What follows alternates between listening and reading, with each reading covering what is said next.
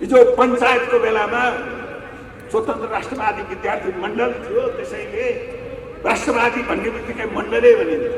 अब राष्ट्रवादी हुँ भन्नलाई लाज मान्नु पर्दैन, किनभने राष्ट्रवाद रहेन भने देशको भविष्य रहँदैन र त्यहाँ राजनीति गर्ने ठाउँ रहँदैन।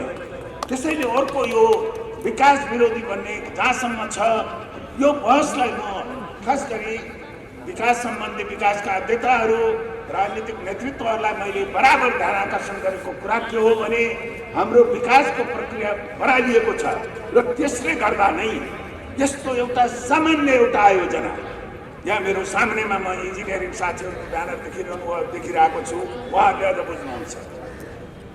त्यो त ट्रान्समिसन लाइनलाई त हामी निर्माण पनि होइन, यो त जडान हो। यो कुनै भयङ्कर चाहिँ जटिल आयोजना होइन, टनेल बनाउने जस्तो, हाइवे बनाउने जस्तो, ठुलो ब्रिजको जस्तो होइन। र यसको लागत नेपाल आफैले बनाएर लगभग 20 अरबका हाराहारीमा, 20-25 अरबका हाराहारीमा ट्रान्समिसन लाइन र सब स्टेसन पनि छ। मैले यति आँकडा साथीहरूलाई भनिरहेको छु। र सबभन्दा पहिला हामी यो तहको आयोजनालाई यस्तो भारी भरकम एउटा सुपर पावरको अत्यन्तै अपारदर्शी हिसाबले कसरी ल्याइयो, हाम्रो राज्य संयन्त्रले कसरी ल्यायो र त्यो कर्मचारी संयन्त्रले त्यसरी ल्याइन्जेलसम्म हाम्रा राजनीतिक नेतृत्वहरूले के हेर्नुभयो, उहाँहरू सूचित किन हुनु भएन?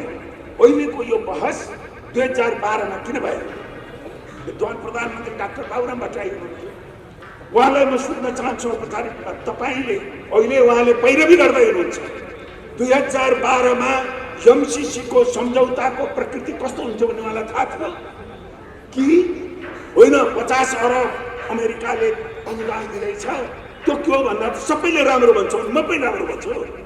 नेपाललाई वैदेशिक सहयोग चाहिन्छ, ऋण पनि चाहिन्छ, अनुदान चाहिन्छ। मूल कुरा यहाँ एमसीसी राम्रो कि नराम्रो भन्ने होइन, अमेरिकाको अनुदान चाहिन्छ कि चाहिँदैन भन्ने होइन। त्यो अनुदान लिँदाखेरि त्यहाँभित्र भएका अन्तर्वस्तुका शर्तहरू के छन् त्यसमा बहस गरौँ न। तर यहाँका यसको पक्षधर राजनीतिक नेताहरू, विद्वानहरू, विज्ञहरू, मिडियाका टिप्पणीकारहरू कहिल्यै पनि म त्यो बहसमा उहाँहरू बुँदामा बहस गर्नै चाहनुहुन्न। भर्खर हाम्रो पूर्व प्रधानमन्त्रीजी हुनुहुन्छ श्रद्धेय झलनाथ खनालज्यू, मैले उहाँको कार्यदलको रिपोर्ट हेरेँ। त्यो रिपोर्ट एउटा प्राध्यापकले लेखेको जस्तो रिपोर्ट छ, तर उहाँहरूकै पार्टी हुँदाखेरि पनि त्यो रिपोर्ट सार्वजनिक समेत भएन।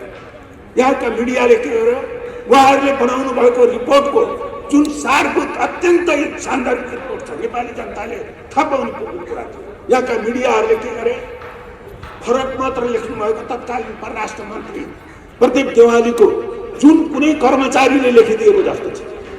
मलाई दिक्क लाग्यो, परराष्ट्र मन्त्रीको उहाँको फरक मत त्यो हेर्दाखेरि त्यहाँ टेक्निकल मिस्टेक छ, प्राविधिकको कति शब्दावलीको अर्थ नबुझ्नु भएको त्यस पढ्दा हुन्छ। त्यो चाहिँ हाम्रो मिडियाले एकदम हाइलाइट गर्यो, तर मूल रिपोर्टको त्यसको कन्टेन्ट त पुग्दै पुगेन केही पनि। त्यसैले अझै पनि म के देख्छु भने हो, राजनीतिक रूपमा यसको खारेज गर्ने, विरोध गर्ने जुन यहाँहरू हुनुहुन्छ, एमसीसी खारेज गरौँ भन्ने मेरो अगाडि जाने छ। मैले त भनिरहेको छैन, म प्राकृतिक चेतनमा छु, मेरो आलोचना हो, मेरो विरोध पनि होइन। तर यति भन्दा पनि यसको पैरवी गर्ने साथीहरू कोही पनि यसको विषयवस्तुमा, यसका बुदामा बहस गर्न कति तयार हुनु। तपाईँ टेलिभिजन बहस, सार्वजनिक कार्यक्रममा हेर्नुहोस्, लीलामणि पोखरेल, भीम रावलजी हो, उहाँहरूका शैलीमा केही न मेरा पनि विरोधी छ, तर उहाँहरू फाइल बोकेर हिँड्नुहुन्छ, बुदा चलाउनुहुन्छ, फाइल बोकेर हिँड्नुहुन्छ।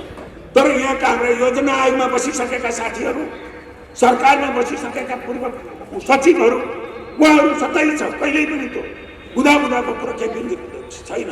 त्यसैले म यहाँहरूलाई के भन्न चाहन्छु भने खास गरी यो विकास आयोजनाको रूपमा ट्रान्समिसन लाइन चाहिन्छ कि चाहिँदैन भन्ने कुरा यो कुनै बहसको विषय होइन, त्यो हाम्रो प्राथमिकताको कुरा हो। तर हामी जाने के हो भने मैले सुरुकै यो बहसमा मैले एउटा कुरा उठाएको थिएँ, विश्व ब्याङ्कको सहयोगमा बनेको 3 वर्ष लगाएर नेपाल सरकारले बनाएको प्रसारण लाइन मूल योजना 2015मा यो आयोजना छैन। त्यसमा यो लिङ्क जो आयोजना छैन। अहिले पनि तपाईँहरू इन्टरनेटमा त्यो खोज्यो भने पाउन सक्नुहुन्छ। गुरु योजनामा नभएको आयोजना कहाँबाट टिपियो भने अहिलेसम्म पनि जवाब दिन सक्नुहुन्न। उहाँहरूको डोले पत्तै जवाब छ। त्यो सूचना त प्राविधिक सूचना हो, त्यो कुनै अनुमानको आधारमा कल्पनाको आधारमा भनेको होइन। र उहाँहरू हामीले नै मागेको भन्नुहुन्छ, त्यो पनि अर्धसत्य हो। त्यो हामीले भर्खरै एउटा पुस्तक प्रकाशित भएको छ, एमसिसी भ्रम यथार्थ र भ्रम भन्ने। त्यो पुस्तकमा योजना आयोगका पूर्व उपाध्यक्ष डाक्टर मिनबहादुर श्रेष्ठको एउटा टिप्पणी छ। त्यसमा उहाँले लिखितमा के भन्नुभएको छ भने, म योजना आयोगको उपाध्यक्ष हुँदा अर्थ मन्त्रालयको एउटा मिटिङमा मैले यो ट्रान्समिसन लाइन नै माग्ने हो भने पनि हामीले पूर्व पश्चिमको माग्यौँ, त्यो मेरुदण्ड हो जहाँ त्यो सही विचार हो भन्दा अर्थ मन्त्रालयका त्यो सहभागीले के भन्नुभयो भने होइन होइन यो चितुवा मुसो त अन्तैबाट फिक्स भइसक्यो भन्ने कुरा आयो। ती कुराहरू सार्वजनिक गर्नुहोस् न। अब त यत्रो राजनीतिक मुद्दा भएपछि नेपाली जनतालाई हरेक पर्दाभित्रका कुराहरू थाहा पाउने हक छ। अब यो कपटी कुरा गरेर राजनीतिक तहमा कमसेकम जिम्मेवार राजनीतिक पार्टीका नेताहरूले यसमा फरक मत हुन सक्छ। राजनीतिक रूपमा यो राजनीतिक उहाँहरूलाई प्राधिकार छ, यो पास गर्नुपर्छ भन्ने जुन अहिलेको नेपाली काङ्ग्रेसको सरकार र केही अरू नेताहरू यो पास हुनुपर्छ भन्ने पाइन्छ। तर त्यो कुराहरू पेट बोलीमा राखेर नमान्नुहोस्। स्पष्ट रूपमा यसको अन्तरका कुराहरू, ती कुराहरू जनता समक्ष राखेर अनि त्यसपछि यसलाई पास गर्नु, त्यसपछि बल्ल त्यसलाई व्यवस्थापन गर्न सकिन्छ। नत्र हामीले यसलाई अझै पनि छलकपट, यसलाई चाहिँ भ्रामक कुराहरूबाट यसलाई पास गर्न खोजियो भने यसले निम्त्याउने जटिलता व्यवस्थापन गर्न अझ कठिन हुनेछ। अब म यहाँहरूलाई छोटकरीमा किन यसको आलोचना गर्नुपर्छ र जस्ताको तस्तै पास गर्नु हुँदैन भन्ने कुरा, धेरै कुराहरू आइसकेका छन्। 10, 15, 20, 25 कुराहरू मिडियामा छलफल भएका छन्। मैले पनि अखबारमा लेखेको छु। म यहाँहरूलाई के आग्रह गर्न चाहन्छु भने यो बहस अलिकति अप्ठ्यारो कसरी भइदियो भने यो अत्यन्तै पूर्वाग्रही बहस भयो दुवैतिरबाट। यसको विरोध गर्नेमा पनि केही आशंका छन्, केही भ्रम पनि छन्, हामीले स्वीकारौँ। र यसको पैरवी गर्ने, यसको पक्षमा त धेरै ढाक कुराहरू छन्, धेरै कपटी कुराहरू छन्, सरकारको तर्फबाट कपटी कुराहरू छन्। त्यसैले अबको बहस यो पास होला नहोला जे होला, हामीले यसले एउटा नयाँ एउटा मुद्दा के उठाएको छ भने हाम्रो विकास कस्तो हुने, हाम्रो वैदेशिक सहयोगको नीति कस्तो हुने, हामीले चाहिँ अन्तर्राष्ट्रिय सम्बन्ध र वैदेशिक सहयोगलाई कसरी जोड्ने, यसले थुप्रै मुद्दाहरू उठाएको छ र यसले थप बहस खोज्छ। त्यसमा मैले यसमा खास गरी 5 वटा कुरामा आपत्तिजनक छन्। मोटा कुरा मैले धेरै व्याख्या लिँदा। नम्बर 1, यो सम्झौता नवउदारवादका मूल्य मान्यतामा आधारित रहेर बनाइएको सम्झौता हो, जुन कुरा एमसिसी एक्ट 2003ले स्वीकार गरेको छ। त्यो एक्टमा नै भनिएको छ।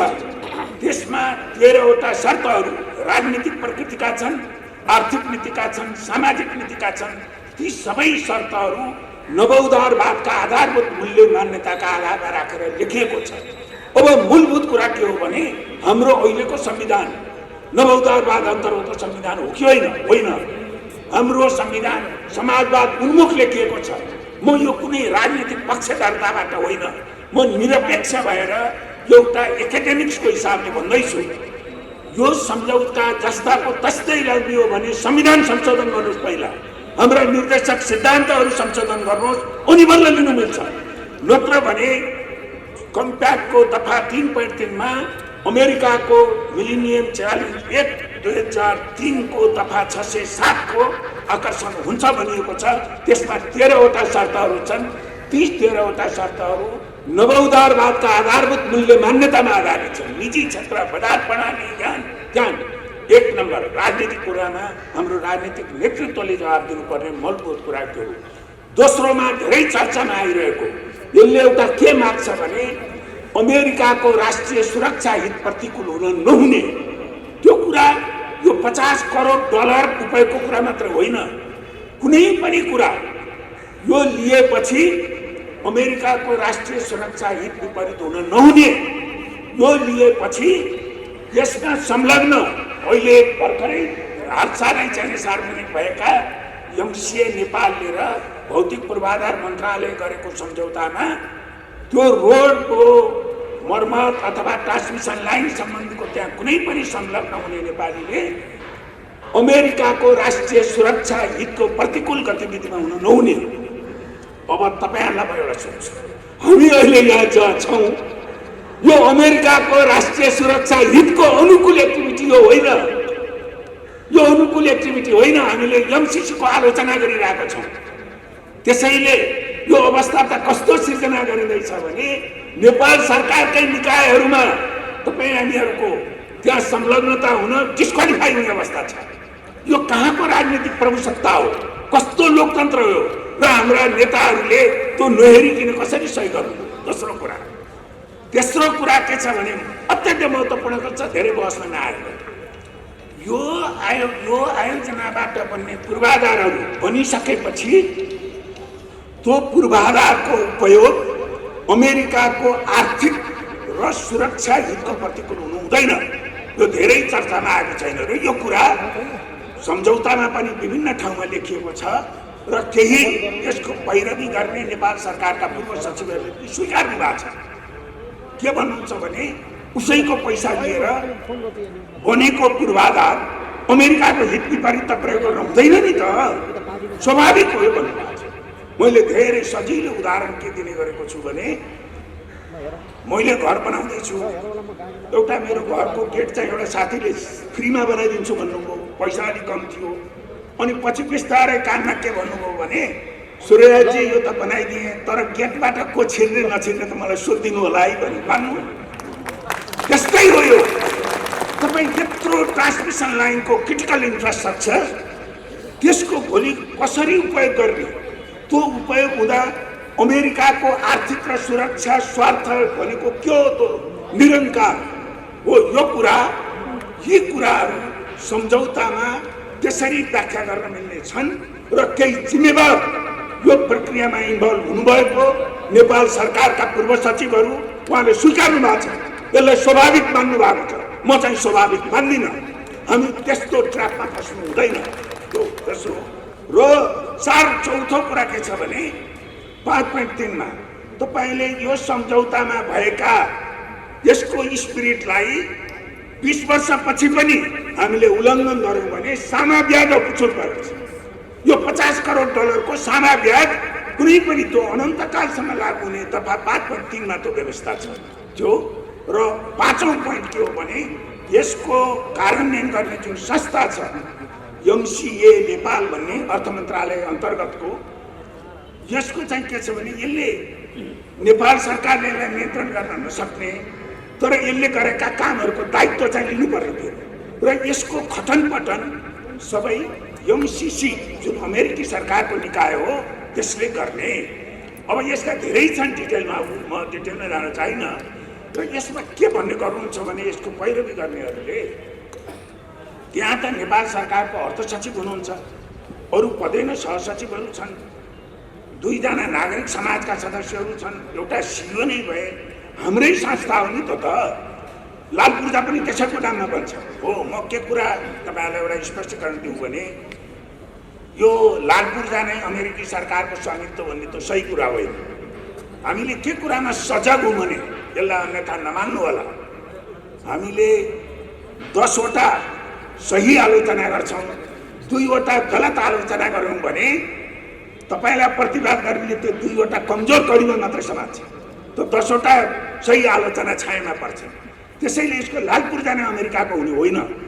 लाल पूर्जा चाहिँ एमसिए नेपालको हुन्छ तर त्यो एमसिए नेपाललाई नियन्त्रण गरेर चाहिँ एमसिसी हुन्छ, अलिकति घुमाउरो किसिमले हुन्छ हो। त्यो कुराहरू नेपाल सरकार अन्तर्गतको त्यो संस्थाको बोर्ड मेम्बर हुँदा एमसिसीको सहमति चाहिने, हुँदा अर्थ लगाउने अर्थ सचिव सरुवा गर्दा पनि सहमति चाहिने किसिमको छ हो। त्यसमा जुन 2019 को युवराज खतिवडाले सही गर्नुभएको त अझ कडाइसँग गरिएको छ।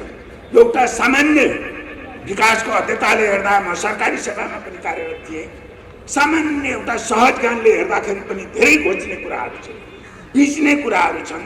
त्यसैले यी मोटा मोटा कुराहरूमा यसलाई हामीले बहस पनि गर्नुपर्छ र यी कुराहरू त्यतिकै अहिले जुन यसको पक्षधरहरूले जति सहजसँग यसलाई चियाको कपमा तुफान ल्याइयो, आम नागरिकहरूलाई भ्रम छलियो, यो गाउँ गाउँसम्म चिया दुकानसम्म यसको चर्चाको विषय भएकोलाई नबुझ्ने मान्छेहरूले गरे भन्ने त्यस्तो अवमूल्यन नगरिदिनुहोस्। नबुझ्ने यो खाल्टोका मान्छेहरू नबुझ्ने भएको छ। हामीहरू जस्तो पढे लेखेको ठुला डिग्रीधारी हुने मलाई उदेकता के लाग्छ भने नेपालको वर्चस्वशाली बौद्धिक एउटा समूह अचम्मसँग राष्ट्रहितका कुरामा अत्यन्तै असंवेदनशील बनेको छ। बोल्न डराउँछौँ हामी। अब बोल्नुपर्ने बेला आएको छ। किन बोल्नुपर्ने बेला आएको छ भने अझै पनि हामीले यसमा यस्ता कुराहरूमा सतर्क भएनौँ भने संसारका देशहरूको न्युज तपाईँहरूले हेरिरहनु भएको छ। के भइरहेको छ, शक्ति राष्ट्रहरूको दाउपेच कस्तो छ र हामी यस्तो संवेदनशील भएको ठाउँमा हामीले विचार पुर्याएनौँ भने, हाम्रा नेताहरूले विचार पुर्याएनौँ भने भविष्यका सन्ततिहरूले हामीलाई सराप्ने छन्।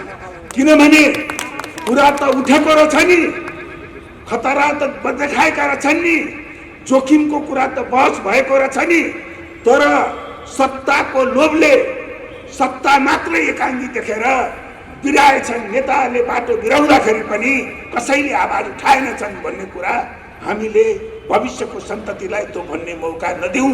र खास गरी दुई तीनवटा कुरा म भनेर मैले टुङ्ग्याएँ त छोटोमा। यो किन ठिक छ भन्ने पैरवी गर्नेले के भन्नुहुन्छ भने एउटा 30वटा देशले लिए, ती देशमा सेना गयो त भन्नुहुन्छ। मैले बार बार भन्दै छु यो सही गर्ने बित्तिकै सेना आउँदैन, सही गरेकै भोलिपल्ट मिसाइल पनि आउँदैन र तपाईँको देशलाई बर्बाद बनाउन सेना आइरहनु पर्दैन, मिसाइल पनि चाहिँदैन। सेना र मिसाइल नआइ किनै अहिलेको जमानामा राष्ट्र बर्बाद भएका थुप्रै उदाहरणहरू छन्।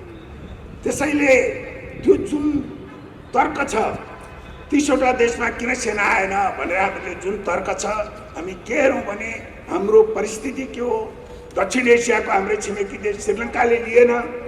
त्यहाँ धेरै विद्वानहरू, त्यहाँको बुद्धिजीवी समूह, मिडिया, त्यहाँको कर्मचारी प्रशासन धेरै सक्षम मानिन्छ। उनीहरूले विचार गरेर हिजो कि अस्ति नयाँ पत्रिकामा एउटा लेख छ श्रीलङ्काको बारेमा, अहिले हेर्न सक्नुहुन्छ। त्यहाँका प्राध्यापकको जुन त्यसको कार्यदलको अध्यक्ष थिए, उनले के भनेका थिए भने यो ऐतिहासिक हामीले चाहिँ दायित्व निर्वाह गरौँ, एमसिसी फर्काएर भन्ने छ उनको। त्यसैले श्रीलङ्काको अवस्था के हो, नेपालको के हो, मङ्गोलियाको के हो, मङ्गोलियाको बराबर कुरा हुन्छ। मङ्गोलिया त नाटो सैनिक गठबन्धनमा सामेल हुनको लागि अप्लाई गरेको देश, 2012देखि नाटोको पार्टनर कन्ट्री मङ्गोलियाको र हाम्रो अवस्था एउटै हो र। त्यसैले यी 30वटा लिएका देशहरूमा पनि अघि मैले यहाँलाई जुन निवेदन गरेँ, यसमा राजनीतिक प्रकृतिका शर्त छन् भन्ने हो। त्यस्तै शर्तमा टेकेर 5-6वटा देशहरूमा हस्तक्षेप भएको छ। त्यहाँको सत्ता परिवर्तन भयो भनेर एमसिसीले फिर्ता गरेको छ, त्यहाँ चुनाव धाँधली भयो भनेर सस्पेन्ड गरेको छ, त्यहाँ निजीकरणको प्रक्रिया एमसिसीले भनेको जस्तो भएन भनेर निलम्बन गरेको छ। ती प्रत्यक्ष हस्तक्षेपहरू, त्यस्ता कुरा हामी दातालाई दिन खोजेका हौँ। मूल कुरा त्यो पनि एउटा आयोजनाको सम्झौतामा त्यस्ता राजनीतिक आर्थिक नीतिका त्यो हस्तक्षेप गर्ने कुरा जुन अरू देशको अनुभवबाट हामीले सिक्ने त्यो हो। यो होइन कि सोलो दोलो रूपमा यति देशले लिए हामीले आँखा चिम्लेर लिनुपर्छ भन्ने त्यो एउटा भ्रामक तर्क छ। र अर्को यो जस्तै योभन्दा कडा धेरै आयोजनाहरू छन् भन्ने बराबर ल्याइन्छ है। मैले तपाईँ सामाजिक सञ्जालमा हेर्नुभयो भने एमसिसीको अलिकति आलोचना गऱ्यो भने के तर्क ल्याइन्छ भने पोखराको एयरपोर्टमा चीनले किन ठग्यो, श्रीलङ्कामा चाहिँ नयाँ बन्दरगाह दिन्छु, अत्यन्त असरदार। तपाईँ म अघि पूर्वाधारको कुरा भनेर मलाई बोलाउनु भयो, पोखराको एयरपोर्ट चाहिँदैन। मैले डे 1मा भनेको छु, विकास समितिमा रेकर्ड होला, भैरवाको एयरपोर्ट पनि नचाहिने हो, त्यो अर्कै हो। मैले अघि नै यहाँलाई निवेदन गरेँ, हाम्रो भौतिक विकासको प्रक्रिया कुनै योजना, कुनै दृष्टिकोण बिना आयोजनाहरू हामीले टिपेका छौँ। म त त्यसमा आलोचना नै गरिरहेको छु। मलाई नै मैले एमसिसीको बारेमा तपाईँ पोखराको एयरपोर्टमा किन बोल्नु भएन, एउटा अत्तो तपाईँ। त्यसैले यो जुन एउटा तर्क छ, योभन्दा कडा अरू दाताहरूका प्रोजेक्ट छन् भन्ने झुट कुरा हो। कडा केमा छन् भने व्यापारिक हिसाबले, वित्तीय हिसाबले हामी ठगिएका छौँ पैसामा। तर यहाँ त राजनीतिक रूपमा ठगिँदैछौँ, सार्वभौम सत्ताको रूपमा ठगिँदैछौँ। त्यसैले यी दुईटा कुराहरू पनि जुन एउटा बराबर भनिएको छ, विश्व ब्याङ्क, एडिबी अन्तबाट हुने पनि योभन्दा बढी शर्त छन् भन्ने कुरा सही होइन। योभन्दा कडा शर्त हुने भए ती पनि पार्लियामेन्टमा जानु पर्थ्यो, स्पष्ट छ। केन्द्रीय प्रश्न के हो भने संसदमा एउटा अनुदान आयोजनाको संसदमा किन जानु पर्यो, त्यसको मात्रै निष्कपट उत्तर दिनु हो भने धेरै कुराहरू स्पष्ट हुन्छन्। र अन्तमा म यहाँलाई के भन्न चाहन्छु भने फेरि मलाई मौका दिनुभयो आयोजक साथीहरूलाई म धन्यवाद। राजनीतिक पार्टीका सदस्यहरू, जिम्मेवार पदमा भएकाहरू हुनुहुन्छ। म एउटा नागरिक रूपमा मैले तपाईँलाई भन्ने के हो भने नेपालको राजनीति अहिले वाटरसेड मोमेन्टमा छ, वाटरसेड पानी ढलो मोमेन्टमा छ। र यसमा तपाईँहरूले जुन अडान लिनुभएको छ, जुन पक्षमा लिनुभएको छ, यो तपाईँहरूको यसलाई जुनीसम्म नेपालले यसलाई गुणको रूपमा हेर्नेछ। यो अत्यन्तै यस्तै कुराहरूबाट संसारका बर्बाद भएका देशहरू हेर्नुभयो भने एकैचोटि ती देशहरूमा बम र न्युक्लियर बम भएको छैनन्। सानसाना परिघटनाले ती देशहरूको भविष्य ओह्रालो लागेको छ र बर्बाद भएका छन्। हो त्यस्तोमा रोकिने तपाईँहरूको यो क्रियाशीलता, तपाईँहरूको चिन्तालाई म उच्च सम्मान गर्छु, सलाम गर्छु। हामी के भन्छौँ भने इन्जिनियरिङमा कहिलेकाहीँ एउटा ठुलो पहाडमा एउटा सानो ढुङ्गाले अडिएको हुन्छ, त्यो ढुङ्गा गडबड भयो भने पारै पहिरो जान्छ। त्यस्तै किसिमको तपाईँहरूको चिन्तन, तपाईँहरूका केही आदरणीय नेताहरूको एउटा एकदम शक्तिशाली जस्तो अडान, त्यसले गर्दा नै यो मुद्दालाई यहाँसम्म बहसमा आयो। अब यसलाई हामीले अन्तिमसम्म पनि यसमा हामीले हीनताबोध मान्नुपर्ने, यी विकास विरोधी हुन्, यी चाहिँ खोक्रो राष्ट्रवाद हो भनेर हामीले हीनताबोध मान्नुपर्ने, अपमानित हुनुपर्ने कुरा होइन। यो हामी सबैले गर्व गर्ने कुरा हो। मुलुकको इतिहासको एउटा घडीमा जब यो राष्ट्रको अस्मितामाथि प्रश्न थियो, साँच्चै दोबाटोमा थियो, हामीले सही बाटोतिर दोहोऱ्याउन लाग्यौँ भनेर हामीले स्मरण गर्ने परिघटनाको रूपमा लिन्छ। म यति भन्दै कार पनि भइरहेको छ। त्यसरी के कारणले हुन गयो त भन्दाखेरि युक्रेनलाई हामीले यसो अध्ययन गरेको भने युक्रेन रुसको अत्यन्त महत्त्वपूर्ण र संवेदनशील छिमेकमा रहेको छ। तर त्यो छिमेकमा भएको मुलुकको सरकारले लगातार आफूलाई पश्चिमाहरूसँग सम्बन्ध राख्न खोज्यो, नाटोको सदस्यता लिन खोज्यो र रुसलाई लगातार उत्तेजित गर्दै गयो। रुसको राष्ट्रिय सुरक्षा जुन हो त्यो राष्ट्रिय सुरक्षामा उसले अप्ठ्यारो पार्न खोज्यो। त्यसले गर्दाखेरि रुसले हाम्रो राष्ट्रिय सुरक्षामा अप्ठ्यारो पर्छ भनेर अहिले त्यो देशमाथि चाहिँ हमला गर्ने अवस्था बन्यो। त्यो देशलाई तीनटा देशमा रूपान्तरण गरियो। यो त्यो देशका नेताहरूले देखाएको जुन अदूरदर्शिता हो, कमसेकम हामी तटस्थ हुन्छौँ, हामी नाटोको सदस्य लिँदैनौँ, हामी एउटा स्वतन्त्र देश हौँ, अखण्ड देश हौँ, हामी स्वतन्त्रतापूर्वक अगाडि बढ्छौँ भन्ने मात्रै अडान त्यो देशले लिएको भए यो दुर्दशा भोग्नुपर्ने थिएन। त्यसो हुनाले हामीले विभिन्न देशहरूमा घटिरहेका घटनाहरूबाट पनि हामीले शिक्षा लिन सक्नुपर्छ। आज हाम्रो देशले जुन प्रकारको यो एमसिसीको बारेमा छलफल गरिरहेको छ, हामीले हाम्रा दुईटा देशहरू हाम्रा छिमेकमा छरेका छन्। एकातिर 1 अरब 40 करोड भएको चीन, अर्कोतर्फ 1 अरब 30 करोड भएको भारत। यो दुईटा देशका बिचमा हामीहरू छौँ। यी दुईटा देशहरूसँगको सम्बन्धलाई हामीले सुमधुर बनाउन सकेनौँ र ती दुईटा देशका विरुद्ध हुने गरिकन कुनै पनि क्रियाकलाप हामीले हाम्रो देशमा देखाउन थाल्यौँ भने हाम्रो देशको अस्तित्वमाथि खतरा आइलाग्छ। यो कुरा हामीले बुझ्नुपर्ने हुन्छ। हामीले छिमेकका मित्रहरूलाई रुष्ट बनाएर टाढाको कुनै मित्रलाई इष्ट बनाउने नाममा हामीले हाम्रा छिमेकीहरूलाई रुष्ट बनाउन खोज्यौँ भने त्योभन्दा ठुलो दुर्भाग्य अरू केही हुनेवाला छैन। त्यसो हुनाले हामीले यी कुराहरूलाई पनि बुझेर अगाडि बढ्नुपर्ने आवश्यकता छ। एमसिसी जुन सम्झौता हाम्रो देशको त्यति बेलाको सरकारले गर्यो त्यो एमसीसी सम्झौता त यो चाहिँ झलनाथ खनालको प्रधानमन्त्रीत्व कालमा पो सुरुवात भएको हो, उसले पो चिठी लेखेर यो कामको थालनी गरेको हो भन्ने केही मूर्खहरू अथवा केही पूर्वाग्रहीहरू यसरी प्रचार प्रसार गरिरहेका छन्। यो 100% मात्रै होइन, 1,00,000% झुट कुरा हो। म प्रधानमन्त्री भएको बेलामा त्यस्ता न कुनै मैले प्रधानमन्त्रीको कार्यालयबाट त्यस्तो कुनै न चिठी लेखेको छु न कुनै अनुरोध गरेको छु। भेटघाटको कुरा गर्ने हो भने धेरै देशका नेताहरूसँग डिप्लोमेटहरूसँग मैले पनि भेटघाट गरेँ, अमेरिकीहरूसँग पनि भेटघाट गरेँ, अनेक कुराहरू पनि भए, तर हामीले एमसीसी को बारेमा कुनै कुरा गरेका छैनौँ। एमसीसी सम्झौता गर्ने सिलसिलामा हामीले एउटा कदम पनि अगाडि बढाएका छैनौँ र त्यो बेलामा हामी त्यो हैसियतमा पनि थिएनौँ।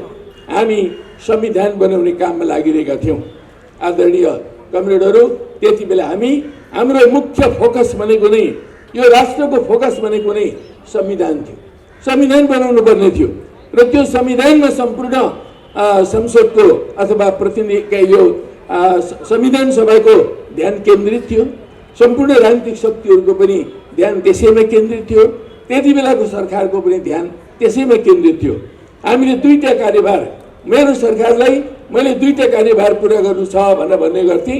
एउटा संविधान निर्माणको कार्यभार, एउटा शान्ति प्रक्रियालाई पूर्णतामा पुर्याउने कार्यभार। यो दुईटा कार्यभार सम्पादन गर्नुको लागि हामीले जति समय म त्यहाँ बसेँ त्यही कार्यभारलाई अगाडि बढाउने कामहरू गरियो। अरू दैनिक कुराहरू पनि भयो होलान्, तर ती दैनिक कार्यक्रमहरूमा पनि यो एमसीसी को मुद्दा अगाडि आएको होइन।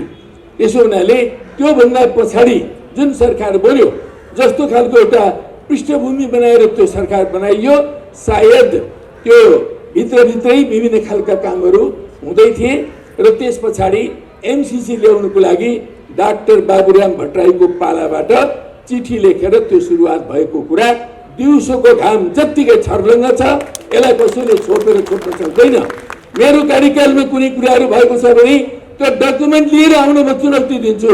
कहाँ त्यस्तो निर्णय भएको छ, कुन डकुमेन्टले त्यो कुरा देखाउँछ, म चुनौती दिन चाहन्छु। आदरणीय दाजुभाइ दिदीबहिनीहरू, यसरी विभिन्न खालका भ्रमहरू फैलाएर तैँले पनि त गल्ती गरिस् अनि मैले किन गल्ती गर्नु नहुने भन्ने ढङ्गले चाहिँ राष्ट्रलाई राष्ट्रमाथि घात गर्ने खालका विभिन्न खालका प्रयत्नहरू हुँदैछन्। यो प्रयत्नहरूबाट हामी सम्पूर्ण रूपले सजग हुनुपर्ने आवश्यकता छ। जहाँसम्म यो सम्झौताको कुरा छ, यो सम्झौता आफैमा एउटा अन्तर्राष्ट्रिय ऐन अन्तर्गतको अथवा अन्तर्राष्ट्रिय कानुन अन्तर्गतको सन्धि वा सम्झौता हो कि होइन भन्ने पनि प्रश्न छ। स्वयं अमेरिकाको जुन कानुन छ त्यो कानुनले के भन्छ भने यो एमसीसी भनेको अमेरिकाको एउटा सरकारी निगम हो भनेर अमेरिकाकै कानुनले घोषणा गर्छ। उसले घोषणा गरिसक्छ। हाम्रोमा निगमहरू छन् नि, अनेक कर्पोरेसनहरू छन् सरकारले बनाएका। एनए पनि त्यस्तै कर्पोरेसन हो, आयल निगम पनि त्यस्तै कर्पोरेसन हो। यस्तै त्यो एमसीसी पनि अमेरिकाले बनाएको कर्पोरेसन हो। त्यो कर्पोरेसनसँग नेपाल सरकारले गरेको यो सम्झौता हो। त्यसैले यो सम्झौता एक खालको एउटा करार सम्झौता जस्तै हो। यो करार सम्झौता अन्तर्राष्ट्रिय कानुन अन्तर्गत यसलाई त्यसरी अनुमोदन गर्नुपर्ने विषय होइन, तर पनि त्यसलाई जबरजस्ती यो अन्तर्राष्ट्रिय कानुन अन्तर्गत हो भनेर त्यही सम्झौतामा लेखेर अनि यसलाई चाहिँ संसदबाट चाहिँ यो अनुमोदन गराउने प्रयत्न चालिँदैछ। र नेपालमा अहिले जुन ढङ्गले अनुमोदन गर्नुको लागि प्रस्तुत गरियो त्यो पनि कुनै वातावरण नबनाइकन, जति बेला संसद पनि चलेको छैन, संसद नचलेको बेलामा लगेर जबरजस्त त्यो एक किसिमले भन्ने हो भने छापामार तरिकाले त्यसलाई चाहिँ टेबल गर्ने कामहरू गरिएको छ। कमसेकम कन्डिसन बनाऊ, वातावरण बनाऊ र वातावरण बनाएर अनि टेबल गर्ने कि नगर्ने भन्ने बारेमा छलफल गरेर एउटा सहमति गरेर गरौँ भन्ने खालको कुरा हामीले गरिरहेका थियौँ। तर त्यो पनि नबनाइकन जबरजस्त टेबल गरियो। टेबल गर्नुभन्दा अगाडि यस्ता सन्धि सम्झौताहरू कुनै पनि यो सन्धि सम्झौता अनुमोदन गर्ने हो भने टेबल गर्नुको लागि हाम्रो संविधानको धारा 279 के भन्छ भने हाम्रो देशले कुनै विदेशसँग राज्यसँग होस् अथवा अन्तर्राष्ट्रिय सङ्गठनहरूसँग होस् सन्धि र सम्झौता गरेको छ भने त्यस्ता सन्धि र सम्झौताहरू 4 प्रकारका छन् भने तिनीहरू संसदमा लगेर अनुमोदन गर्नुपर्छ भनेर भनिएको छ। यदि त्यो हाम्रो शान्ति मैत्रीसँग सम्बन्धित सम्झौता छ भने, त्यो सिमानासँग सम्झौता छ भने, त्यो सामरिक किसिमको सम्झौता छ भने, अथवा प्राकृतिक साधन स्रोत र उपयोगको बाँडफाँड सम्बन्धी सम्झौता छ भने यी 4 प्रकारका सन्धिहरू चाहिँ संसदमा अनुमोदनका लागि लानुपर्छ भनेर हाम्रो संविधानको धारा 279 ले भन्छ। त्यो धारा 79 अनुसार यो 4वटा मध्ये यो एमसीसी सम्झौता कहाँ परेछ? यो सिमानासँग सम्बन्धित हो कि, यो सामरिक कुरासँग सम्बन्धित हो कि, यो शान्ति मैत्रीको कुरा हो कि, अथवा प्राकृतिक साधन स्रोतको उपयोगको बाँडफाँड हो? यसमा त 2टा कुरा भनिएको छ। एउटा ट्रान्समिसन लाइन बनाउने भनेको छ, अर्को चाहिँ नि हाम्रो के अरे सडक मर्मत गर्ने भनेको छ। सडक बनाउने पनि होइन, सडक मर्मत गर्ने। अनि सडक मर्मत गर्ने कुरा प्राकृतिक साधन स्रोतको उपयोगको बाँडफाँड हो त। अनि ट्रान्समिसन लाइन त्यो पनि एउटा पूर्वाधारै मात्रै हो। त्यो पूर्वाधारको कुरा प्राकृतिक साधन स्रोतको उपयोगको बाँडफाँड हो त। आफै प्रश्न हुन्छ, अब होइन यो त भारतमा पनि लगिनेछ नि भन्ने प्रश्न गर्ने हो भने भारतमा बिजुली बेच्नको लागि एउटा बाटो बनाएको मात्रै हो। ट्रान्समिसन लाइन भनेको बाटो हो। बिजुली भनेको हाम्रो कमोडिटी हो। बिजुली त्यो कमोडिटी हामीले आलु लगेर बेचे पनि, गोलभेडा लगेर बेचे पनि, धिरौला लगेर बेचे पनि, बिजुली बेचे पनि एउटै कुरा हो, कमोडिटी बेच्ने कुरा हो। त्यसकारणले आलु बेच्दा हामीले चाहिँ नि संसदमा अनुमोदन गर्नु नपर्ने, गोलभेडा बेच्दा हामीले संसदमा अनुमोदन गर्नु नपर्ने, अनि बिजुली बेच्दा चाहिँ हामीले अनुमोदन गर्नुपर्ने हुन्छ र हुँदैन। त्यसकारणले यी सब कुराहरूमा गम्भीर रूपले छलफल नगरिकन, विचार विमर्श नगरिकन, हाम्रो देशका चाहिँ एउटा विशेषज्ञहरूसँग कुनै विचार विमर्श पनि नगरिकन जुन प्रकारले यो सम्झौता भएको छ, त्यो सम्झौता गर्नको लागि नेपालमा 2014 मा एउटा ग्रोथ एनालाइसिस गरियो। इकोनोमीको हाम्रो ग्रोथ डायग्नोसिस कस्तो छ भनेर अध्ययन गरियो। त्यसमा नेपालका 9 जना व्यक्तिहरूको एउटा टिम, 10 जना व्यक्तिहरूको एउटा टिम, अनि अमेरिकाको कनिगाम भन्नेको नेतृत्वमा 9 जनाको टिम बनाइयो। वास्तवमा त्यो चाहिँ लिडिङ टिम अरे, उनीहरू आफै भन्छन्। र त्यो लिडिङ टिमको मार्गनिर्देशनमा उनीहरूले चाहिँ यो ग्रोथ एनालाइसिस गरी, डायग्नोसिस गरी, र त्यसको आधारमा उनीहरूले 20वटा मापदण्ड अगाडि सारेका थिए। यो 20वटा थ्रेसहोल्ड पुरा भएको खण्डमा त्यो देशले चाहिँ यो अनुदान पाउने भनेको। तर त्यो जतिवटा 20वटा अगाडि सारिएका थिए 10वटा पनि पुरा भएको छैन नेपाल। तर नेपाललाई 10वटा पनि पुरा नभइकन पनि यो कुरा दिने घोषणा गरियो। यसले मात्रै पनि के बुझिन्छ भने यो थ्रेसहोल्ड सबै एउटा नाटकीय कुरा मात्रै हो। नेपालमा विशेष उद्देश्यले चाहिँ यो ग्रान्ट दिएको हो भन्ने कुरा प्रष्ट हुन्छ। त्यति मात्रै होइन, हिजो अस्ति डोनाल्ड लूले जुन ढङ्गले भने नि, उनले 5वटा कुरा भने, यो अविलम्ब तपाईँहरूले यसलाई चाहिँ अनुमोदन गराउनुहोस्। अनुमोदन नगर्ने हो भने तपाईँहरूले कि यस भन्नुहोस् कि नो भन्नुहोस्, अर्को कुरा छैन। हामी अब पहिलो कुरा थियो। दोस्रो कुरा, अब हामी म्याद बढाउँदैनौँ, म्याद बढाउन सक्दैनौँ। तेस्रो कुरा, हामी संशोधन गर्दैनौँ। चौथो कुरा, लिन्छौँ भने ल्याऊ, लिँदैनौँ भने अब नेपालसँगको सम्बन्धलाई हामी पुनर्विचार गर्छौँ। र 5औं कुरा, तिमीहरूले लिएनौ भने यसका पछाडि चिन छ भन्ने कुरा बुझ्छौँ। डोनाल्ड लूको ढाक, धम्की, दादागिरी हो। यो दादागिरी भन्दा अरू केही पनि होइन। एउटा महाशक्तिको सहायक विदेश मन्त्रीले नेपाल जस्तो एउटा कमजोर देश, विकासोन्मुख देश, त्यसमाथि पनि लिस्ट डेभलपमेन्ट कन्ट्री, त्यस्तो कन्ट्रीका देशको सरकारहरूलाई जुन ढङ्गको जुन भाषामा भने, यो कूटनैतिक भाषा पनि होइन, यो मित्रतापूर्ण भाषा पनि होइन, यो मर्यादापूर्ण भाषा पनि होइन। त्यसकारणले यो बारेमा उनले भाषण गरिसकेपछि सायद त्यसको भोलिपल्टदेखि नेपालमा अलि ठुलै मात्राको सडक आन्दोलन पनि सुरु भएको छ। यसको प्रतिक्रिया पनि हो। अमेरिकाले यो कुरा बुझ्नुपर्ने हुन्छ। त्यसो हुनाले यसरी हाम्रो देशले मागेर बोलिएको त तपाईहरुले नै मागेर दिएको हामीले भनेर भन्छन्। यथार्थमा नेपालीले मागेको भन्दा पनि यो नेपाललाई चाहिँ नि विभिन्न योजना बनाएर एउटा परिस्थिति बनाएर नेपाललाई खा भनेर चाहिँ दिएको मात्रै हो। त्यसो हुनाले हामी सबै यो घटनाक्रमलाई हेर्यौं भने त्यही कुराको निष्कर्ष हामी निकाल्न सक्छौं।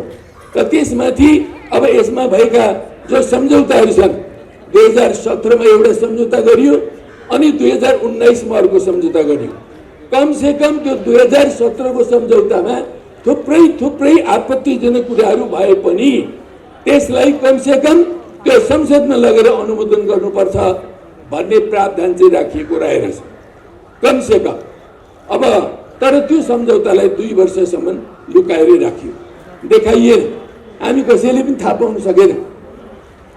जब खड्गप्रसाद शर्मा ओलीको नेतृत्वमा सरकार बन्यो, त्यो सरकार बनिसकेपछि अनि 2019 मा अर्को कार्यान्वयन सम्झौता भयो।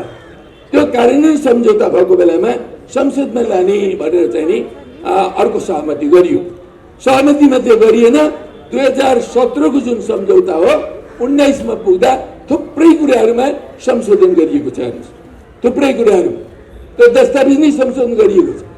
अब यहाँ एउटा संकट के छ भने 2017 को सम्झौतालाई लगेर अनुमोदन गर्ने कि 2019 को लगेर अनुमोदन गर्ने, कुन चाहिँ अनुमोदन गर्ने? 17 को अनुमोदन गर्ने हो भने त्यो त उनीहरू आफैले संशोधन गरिसके। संशोधनको कुरामा कुनै मतलबै भएन, संशोधनका कुराहरूलाई अनुमोदन गर्न नपर्ने। अनि त्यसपछि खालि यो 17 को मात्रै सम्झौता गर्नुपर्ने। त्यति मात्र होइन, त्यो 19 को जुन सम्झौता गरियो त्यसपछि अरु 9 वटा सम्झौताहरू केपी शर्मा ओलीकै पालामा गरिएको रहेछ। कोही 2019 मै, कोही 2020 मा, कुनै 21 मा पनि आएर गरिएको रहेछ। र त्यसमाथि स्टेट पार्टनरशिप एग्रिमेन्ट जस्तो एउटा खतरनाक एग्रिमेन्ट पनि गरेको देखिन्छ, जुन कुराहरूको आधारमा नेपाल चाहिँ नि आइपीएस को मेम्बर भएको कुराहरू त्यो दस्तावेजले पनि बताउँछ। त्यसकारणले यो एमसीसी यो आइपीएस को अंग होइन भनेर कतिपय यहाँका अमेरिकनहरूले बोलिरहेका छन्। यहाँ नेपाली नागरिकता लिएका अमेरिकनहरू त्यसो भनिरहेका छन्। तर अमेरिकाका मन्त्रीहरूले पनि यो आइपीएस को अंग हो भनेर एउटा रक्षा मन्त्रीले, 2टा सहायक मन्त्रीहरूले यो कुरा बोलिसकेका छन्। त्यसो हुनाले हामीले आइपीएस को अंग भनेको होइन, उनीहरू आफैले भने। अनि पो थाहा पायौँ त हामीले त यो त आइपीएस को अंग पो रहेछ। उनीहरूले सिकाएर जानेको होइन, बल्ल हेर्दै गर्न त हो रहेछ त्यस्तो। उनीहरूका चाहिँ रक्षा मन्त्रालयका डकुमेन्टहरूमा त्यही कुरा रहेछ, उनीहरूको विश्व रणनीतिका दस्तावेजहरूमा त्यही कुरा रहेछ। त्यसो हुनाले यस्ता कुराहरूमा हामीलाई चाहिँ नि विभिन्न ढङ्गले गुमराह राखेर जुन ढङ्गले यो सम्झौता मार्फत अन्य उद्देश्यहरू पुरा गर्न खोजिएको छ, यो बडो डरलाग्दो छ। यो मैले जति दस्तावेजहरू पढेँ कमेन्टहरू, यो कस्तो रहेछ भन्दा हामी दहहरूमा, हामी खोलाहरूमा माछा मार्छौँ नि, अथवा समुद्रमै भनौँ, त्यो माछा मार्न हामी एउटा चाहिँ बेत झुन्डाएर, मासुको टुक्रो झुन्डाएर हामी माछालाई आकर्षित गर्छौँ र बल्छीमा पार्छौँ। यो प्रोजेक्ट चाहिँ करिब त्यही बल्छी जस्तो रहेछ, नेपाली जनतालाई माछा मात्रै बनाइएको यो ढङ्गको चाहिँ अवस्था छ। त्यसो हुनाले हामीले बल्छीमा आकर्षित भएर त्यहाँ गएर हाम्रो किलकिले उड्नु छैन। हामीले जबसम्म यो सम्झौतामा भएका त्यो राष्ट्रघाती पक्षहरूलाई सुधार गर्न सकिन्न त्यस बेलासम्म यो सम्झौता हामीलाई स्वीकार्य हुँदैन। अमेरिका लगायत अहिले विश्वमा संयुक्त राष्ट्र संघका 195 वटा राष्ट्रहरू छन्। संयुक्त राष्ट्र संघका सदस्य मात्रै, अरू सदस्य नभएका मुलुकहरू पनि छन्। तर 195 राष्ट्रहरू चाहिँ यो अहिले संयुक्त राष्ट्रका सदस्यहरू छन्। ती जम्मै संयुक्त राष्ट्रका सदस्य राष्ट्रहरू हाम्रो दृष्टिमा हाम्रा मित्र राष्ट्रहरू नै हुन्। हामी सबैसँग कूटनीतिक सम्बन्ध राखेर सरसहयोगका सम्बन्धहरू विकास गर्न चाहन्छौँ। अमेरिकासँग पनि हामी त्यही चाहन्छौँ। तर अमेरिकासँग होस् जोसुकैसँग होस्, हामी समानताका आधारमा सम्बन्ध राख्न चाहन्छौँ। असंलग्न परराष्ट्र नीतिका आधारमा सम्बन्ध राख्न चाहन्छौँ।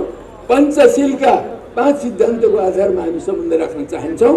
र हामी संयुक्त राष्ट्रसङ्घका बडापत्रको आधारमा सम्बन्धहरू राख्न चाहन्छौँ र हामी आफ्नो देशको राष्ट्रिय हितलाई सर्वोपरि राखेर हामी हाम्रा सम्बन्धहरूलाई विकास र विस्तार गर्न चाहन्छौँ। त्यसो हुनाले यो अमेरिकासँगको सम्बन्ध, अमेरिकासँगको सहयोग हामी चाहँदैनौँ कि भन्ने कसैलाई भ्रम परेको हुनसक्छ। हामी त्यस्तो होइन। अमेरिका अहिलेको संसारको एउटा महाशक्ति राष्ट्र हो, साम्राज्यवादी राष्ट्र पनि हो। त्यसले अहिले संसारका 80वटा मुलुकमा 800 भन्दा बढी मिलिटरी क्याम्पहरू राखेको छ विश्वमा, 800 भन्दा बढी। यसकारणले त्यो एउटा चाहिँ सैनिक महाशक्ति पनि हो। हामी सबै कुरा पनि बुझ्छौँ, तर साथसाथै हाम्रो दौत्य सम्बन्ध छ र हामी सहयोगको सम्बन्ध पनि विकास गरिरहेका छौँ। र हामीले अहिलेसम्म जस्तो युएसएड मार्फत भन्नुहोस् या अन्य विभिन्न संस्थाहरू मार्फत भन्नुहोस्, हामीले सहयोग लिइरहेकै छौँ। जुन कुरा मान्य छ र त्यो समानतामाथि आधारित छ, हाम्रो देशको राष्ट्रिय हित अनुकूल छ, त्यो कुरा हामी लिइरहेकै छौँ। पछि पनि हामी नलिने कुरा छैन। तर एमसिसी चाहिँ कस्तो छ भने शर्तै शर्त झुन्डाइएको यो एमसिसी हो। त्यसकारण खालि हामीलाई अनुदान मात्रै दिने हो, साँच्चै नै एउटा आर्थिक रूपमा सहयोग दिने हो र नेपाललाई ट्रान्समिसन लाइन र अनि सडक मर्मत गर्नको लागि मात्रै दिने हो भने हामीले यो सम्झौता गरेपछि अमेरिकाका प्रचलित कानुन र पछि बन्ने कानुन पालना गर्नुपर्छ भन्ने शर्त के हो? यो किन यस्ता शर्तहरू राखियो? यी कुराहरू हामीलाई मान्य छैन। अनि त्यस्तै गरेर यो सम्झौता मानेपछि नेपालले पनि उदार अर्थतन्त्र, उदार लोकतन्त्र, बजार अर्थतन्त्र, निजी क्षेत्रलाई प्रोत्साहन आदि जस्ता कामहरू गर्नुपर्छ भन्ने अर्को शर्त छ। हामी अहिले जुन संविधान बनाइरहेका छौँ, हामीले प्रष्ट भनेका छौँ हामी समाजवाद उन्मुख भएर अगाडि बढ्न चाहन्छौँ। समाजवाद उन्मुख भएर अगाडि बढ्ने बाटो र उदार अर्थतन्त्र, उदार लोकतन्त्रको बाटो आनका तान एक अर्काका विपरीत कुराहरू हुन्। एउटा पुँजीवाद हो, एउटा समाजवाद हो। पुँजीवाद र समाजवादको बिचमा म्यारिज हुन सक्दैन। डिभोर्स चाहिँ भइरहेको छ, बरु डिभोर्स भइरहेको, म्यारिज हुन सक्दैन। त्यसो हुनाले अहिले जुन प्रकारका शर्तहरू छन्, यी शर्तहरू हामीलाई मान्य छैनन्। त्यसमाथि पनि कस्ता कुराहरू पनि छन् भने यो सम्झौता जुन ढङ्गले अहिले अगाडि सारिएको छ, यो सम्झौता 5 वर्षको लागि भन्छ एउटा प्रावधानले, तर अरू थुप्रै प्रावधान 7-8वटा प्रावधान चाहिँ यो सदाका लागि अनन्तकालको लागि रहने भनेर पनि फेरि त्यही सम्झौतामा छ।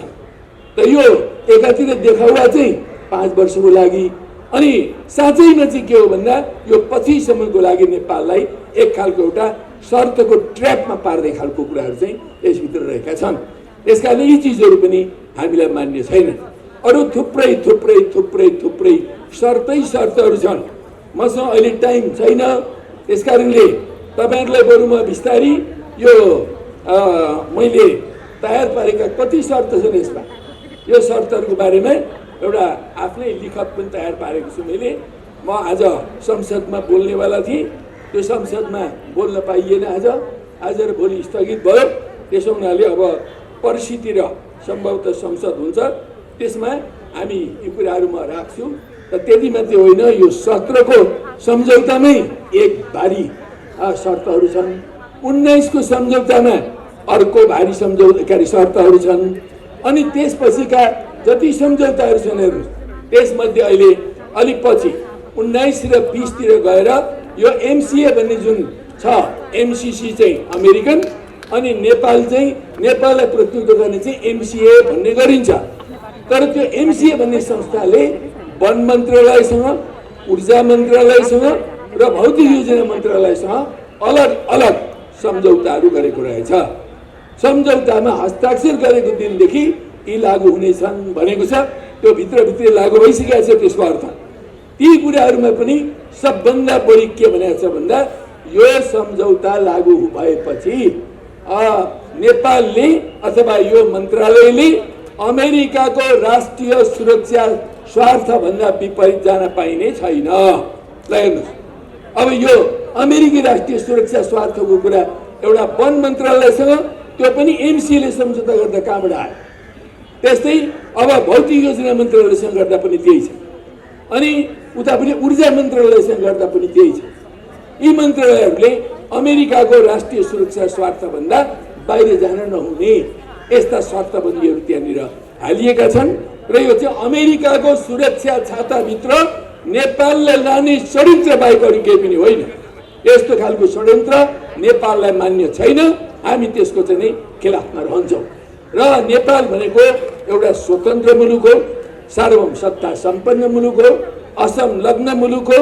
हामी आज जुन संविधान बनाएका छौँ त्यो संविधानको निर्देशक सिद्धान्त विपरीतको कुरा हो यो। त्यसो हुनाले हामीलाई ती कुराहरू मान्य छैन। यस्ता शर्तहरू त्यति मात्र होइन, जस्तो वन मन्त्रालयले अब ट्रान्समिसन लाइन बनाउनुको लागि वन फडनी गर्नु पर्यो। त्यो वन फडनी गर्नुको लागि ठेकेदार कसलाई दिने अरे भन्दा एमसीसीले स्वीकृत गरेको अनुमति दिएको ठेकेदारलाई मात्रै त्यो वन फडनी गर्न दिने। त्यो वन फडनी गर्न दिएपछि वन मन्त्रालयले प्रश्न पनि गर्न पाउँदैन। त्यस्ता खालका कुराहरू त्यहाँ छन् र एकलौटी ढङ्गले अरू त्यति मात्रै होइन। अब यो सम्झौतामा झन्डै यो सम्झौतामा कति छ भन्दा यता अमेरिकाले दिने 50 करोड डलर, नेपालले हाल्ने 13 करोड डलर, 63 करोड डलर हो। जुन मूल्यमा थियो अहिलेको मूल्यमा हेर्दाखेरि त्यो 63बाट सायद त्यो 70 अरब जति पुग्छ होला। अहिले 70 अरबको योजना छ, तर 70 अरब मध्ये सडक निर्माण पुनर्निर्माण र अनि त्यसपछि ट्रान्समिसन लाइनमा करिब 40 अरब मात्रै खर्च हुन्छ भन्ने हाम्रा विशेषज्ञहरूको भनाइ छ र बाँकी अरू चाहिँ करिब 30 अरब के गर्ने त भन्दाखेरि त्यो 30 अरब चाहिँ नेपालका एनजिओ आइएनजिओलाई बाँड्ने। कसले बाँड्ने, कसको निर्देशनमा भन्दा एमसीसीको अनुमतिमा मात्रै बाँड्ने। अब हेर्नुहोस् ती कुन चाहिँ एनजिओ होला ती उदार अर्थतन्त्र मान्ने, उदार लोकतन्त्र मान्ने, कम्युनिस्ट विरोधी, समाजवाद विरोधीलाई मात्रै दिने कुराहरू त्यो प्रावधानले स्पष्ट पार्छ। त्यसकारणले यो परियोजना वास्तवमा चाहिँ यो नेपालभित्रै कम्युनिस्ट विरोधी योजना पनि हो। यस्ता अनेकन खालका प्रावधानहरू यहाँ छन्। त्यसकारणले यी सम्पूर्ण प्रावधानहरू हटाएर यदि यसलाई हामीले चाहिँ नि यो नेपालको राष्ट्रिय हित अनुकूल बनाएर लिएर जाने कुराको सुनिश्चितता हुन्छ, हामी त्यसलाई स्वीकार गर्न सक्ने अवस्थामा पनि हुन सक्छौँ। तर त्यस्तो हुँदैन र यो अन्तर्राष्ट्रिय कानुन मार्फत समेत बाँध्दै नेपाललाई चाहिँ नि अमेरिकाको यो सुरक्षा छाता पनि पार्न खोजिएको हो भने यो अर्को डरलाग्दो कुरा हुन्छ, यो राष्ट्रघात हुन्छ र यस्तो कुराहरू हामी मान्दैनौँ। त्यसकारणले यसलाई संशोधन गरिँदैन भने हामी भन्छौँ नो एमसीसी, नो एमसीसी, बिना सुधार नो एमसीसी हामी लिन सक्दैन। र अब अन्त्यमा म अहिले आज धेरै म जान चाहन्न, मलाई बाहिर जानु छ। त्यसकारण अन्त्यमा म के भन्छु भने कमेन्टहरू, अहिलेको विश्वमा जुन पश्चिमाहरूको दबदबा रहेको विश्व हो, करिब 300-400 वर्ष अगाडिदेखि पश्चिमाहरू भन्नाले युरोप र त्यसपछि अमेरिकाले विश्वमा जुन प्रकारको एउटा दबदबा राख्ने, प्रभुत्व राख्ने जुन खालको अवस्था सिर्जना भयो, उनीहरूले पुरा विश्वलाई एकचोटि त उपनिवेश बनाएर कब्जै गरे। तर दोस्रो विश्वयुद्धपछि आएर उपनिवेशहरू करिब ढले। त्यसपछि पनि उनीहरूको प्रभुत्व कायम रह्यो। अहिले पनि लामो समयसम्म त्यसको प्रभुत्व थियो। तर अब तेस्रो विश्व पनि बिउजिएर उठेको छ र पूर्व पनि बिउजिएर उठेको छ। चीन जस्तो देश एउटा यसरी राइज गर्दैछ, अकल्पनीय ढङ्गले त्यो राइज गरेर गइरहेको छ। त्यसले हर क्षेत्रमा आफूलाई सशक्तिकरण र सुदृढीकरण गर्दै अगाडि बढिरहेको छ। र यसरी गर्ने सिलसिलामा अब पूर्वको शक्ति र पश्चिमको शक्तिको बिचमा 2011 साल 21 साल भनेको 1 वर्ष अगाडिबाट अब विश्वको शक्ति सन्तुलन बदलियो है। अब बदलियो। अमेरिकाको दादागिरीको युग पनि अब समाप्त भयो, संसारबाट समाप्त भयो। यही कारणले उसले सिरियाबाट बाहिर जानु पर्यो। त्यही कारणले गर्दा अफगानिस्तानबाट पछाडि हट्न बाध्य हुनु पर्यो।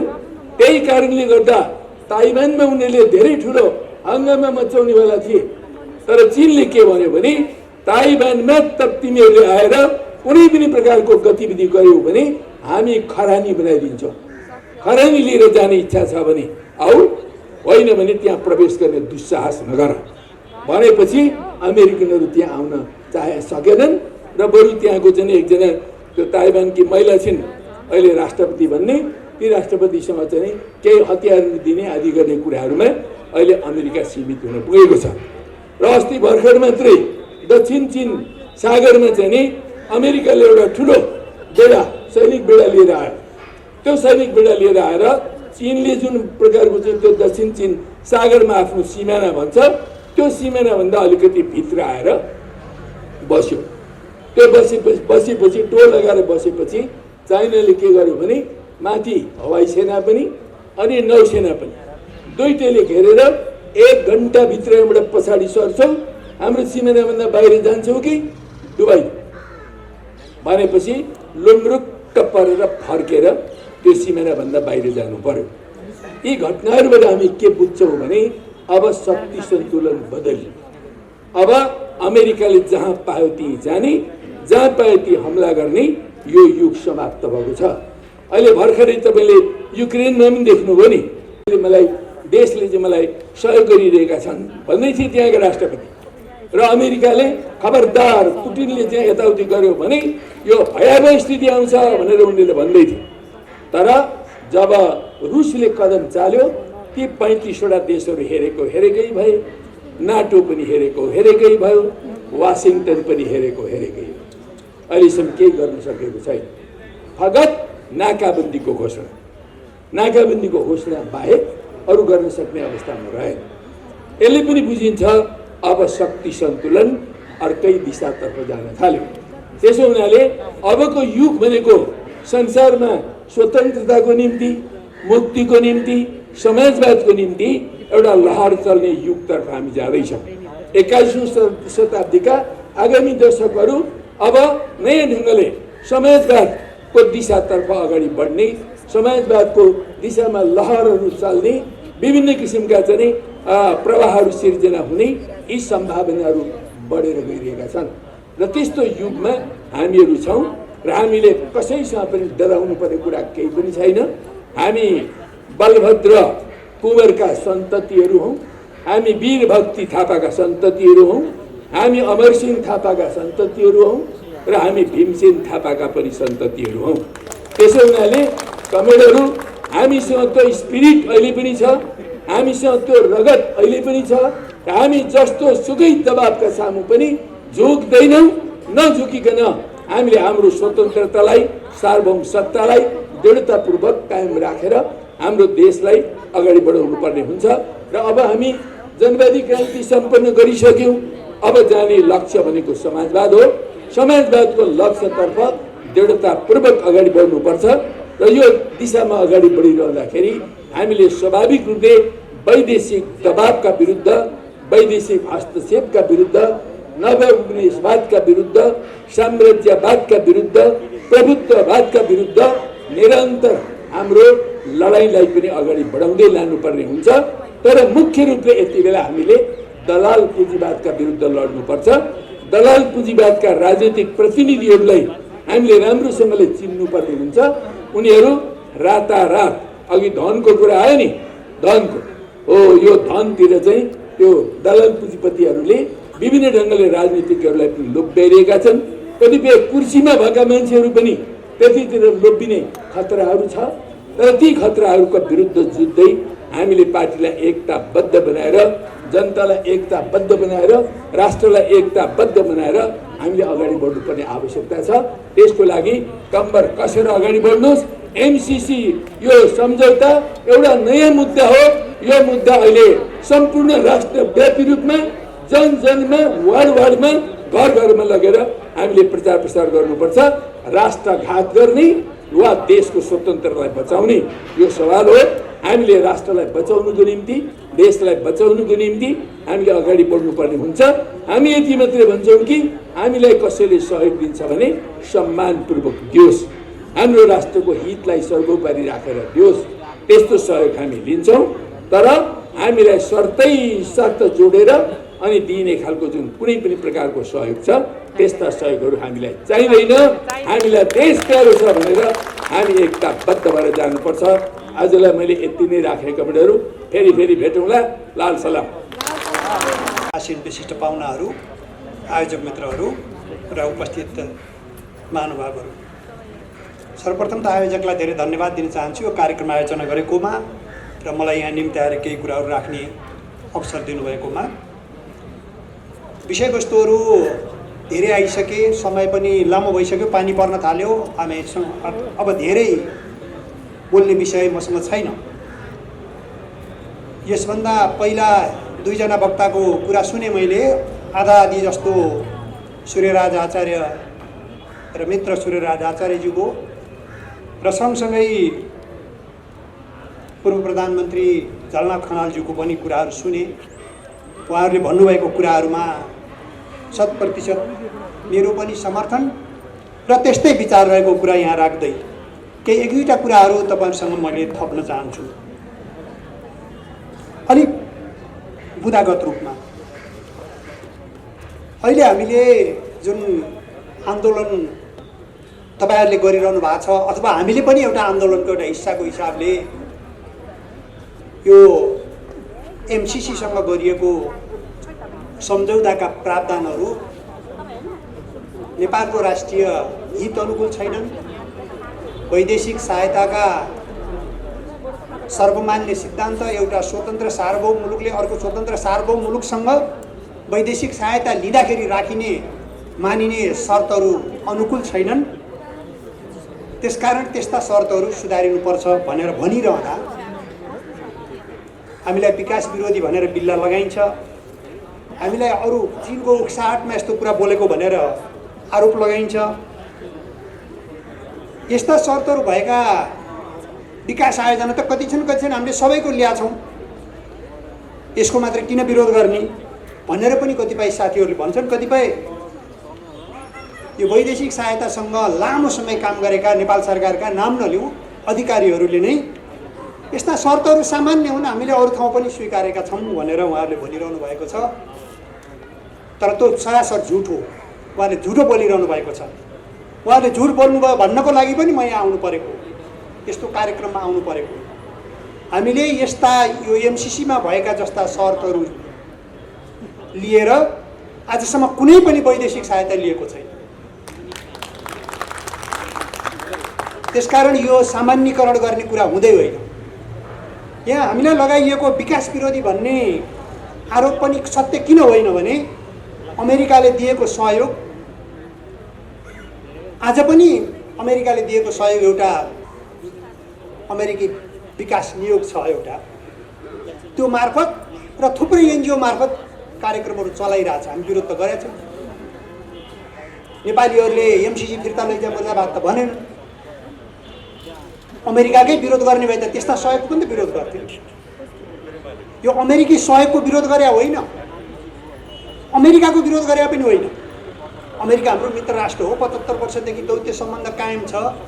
हामी फेरि पनि राख्न चाहन्छौँ। अमेरिकासँग हामी प्रतिद्वन्दी गर्न सक्दैनौँ। हामी लडाइँ झगडा गर्न खोजेकै होइन। हामी त विश्वको सर्वशक्तिमान राष्ट्रसँग अनुनय विनय गरेको के हो भने हामीलाई जबरजस्त तपाईँको सुरक्षा स्वार्थको छाताभित्र नधकेल्नुहोस्। हामीले भनेको त्यति मात्रै हो। यो सम्झौताले जबरजस्त हामीलाई उहाँहरूको सुरक्षा छाताभित्र धकेल्छ। त्यो सम्झौताको प्रावधानहरू अघि सूर्यराज आचार्यले भनि नै सक्नुभयो। मैले स्पष्ट ढङ्गमा भन्न खोजेको कुरा के हो भने विकास सहायतामा, कुनै पनि विकास सहायतामा सम्बन्धित त्यो राष्ट्रको सुरक्षा स्वार्थ विपरीत काम गर्न पाइने छैन भन्ने शर्त राखिँदैन। हामी अमेरिकाको सुरक्षा, त्यो भनेको अर्थ हामी अमेरिकाको सुरक्षा स्वार्थ विपरीत जान्छौँ भनेको होइन। तर हामीलाई अमेरिकाको सुरक्षा स्वार्थ के हो भन्ने थाहा छैन। त्यो थाहा नभएको विषय हामी सम्झौता गर्दैनौँ। भन्नुहोस्, अब यो सम्झौताको समर्थन गर्नेले कि भन्नुहोस् अब हामी अमेरिकाको सुरक्षा छाताभित्र जान्छौँ, हामी अमेरिकाको सुरक्षा छाताभित्र जाने हो भनेर स्पष्ट ढङ्गले नेपाली जनतालाई भन्नुहोस् र त्यही एजेन्डा बोकेर चुनावमा जानुहोस्। तपाईँहरूलाई जनताले समर्थन दिए भने आएर गर्नुहोस्। तर जबरजस्ती यो होइन भन्दै फेरि जे होइन भनेको त्यही किसिमको सम्झौता गर्ने अधिकार उहाँहरूलाई छैन। म एउटा स्वतन्त्र सार्वभौम नागरिक हो। मेरो नागरिक म जस्ता थुप्रै नागरिकहरूलाई उहाँहरूले झुट बोलिरहनु भएको छ। यो सम्झौताको सुरक्षा स्वार्थ विपरीत काम गर्न पाइने छैन भन्ने शर्तले नेपाललाई अमेरिकाको सुरक्षा छाताभित्र लिएर जान्छ। यो इन्डो पेसिफिक रणनीतिको अङ्ग हो कि होइन भनेर विवादै गर्न परेन, सम्झौताको शर्तले भनिसक्यो। त्यसकारण यो सम्झौताको त्यो शर्त राखेर हामीलाई यो सहयोग आवश्यक छ, हामी लिन सक्दैनौँ भनेको मात्रै हो। त्यो त्यस्तो शर्त राखेर लिन सक्दैनौँ भनेको मात्रै हो। हेर्नुहोस्, पश्चिमा मुलुकहरूले हामीलाई दिएको विकास सहायता भनेको, विकास सहयोग भनेको अनुदान दिउन् या ऋण दिउन्, के दिउन्, उनीहरूले आफ्नो एउटा समानान्तर सरकार जस्तै वन संस्थाहरू बनाएर दिइरहेछ। अमेरिकाको युएसएआइडी भन्ने छ, बेलायतको डिफिड भन्ने छ, नर्वेको नोराड भन्ने छ, कोरियाको कोइका भन्ने छ, जापानको जाइका भन्ने छ। तिनीहरू हाम्रो सरकारको समानान्तर सरकार हो। हाम्रा मन्त्रालयहरूले जे गर्छन्, विभागले जे गर्छन्, तिनीहरूले त्यही गर्छन्। यस्तो किसिमको विकास सहायता लिने हामी एउटा गलत अभ्यास हामीले धेरै पहिलादेखि गर्दै आयौँ। यो ठिक होइन अभ्यास, तर हामी सुरुदेखि नै यस्तै मान्दै आयौँ। यो 1950, 60, 70, 80, 90 मान्दै आयौँ। त्यसलाई त हामीले ठेकिरहेको थियौँ जे न के न। अब यो 56-57 सालतिर जस्तो होइन, 59-60 सालतिर आएर सूर्यबहादुर थापाले भारतसँग एउटा यस्तो सम्झौता गरिदिनु भयो। तिनीहरूको त दूतावास थिएन, एउटा छुट्टै विकास नियोग भन्ने थियो।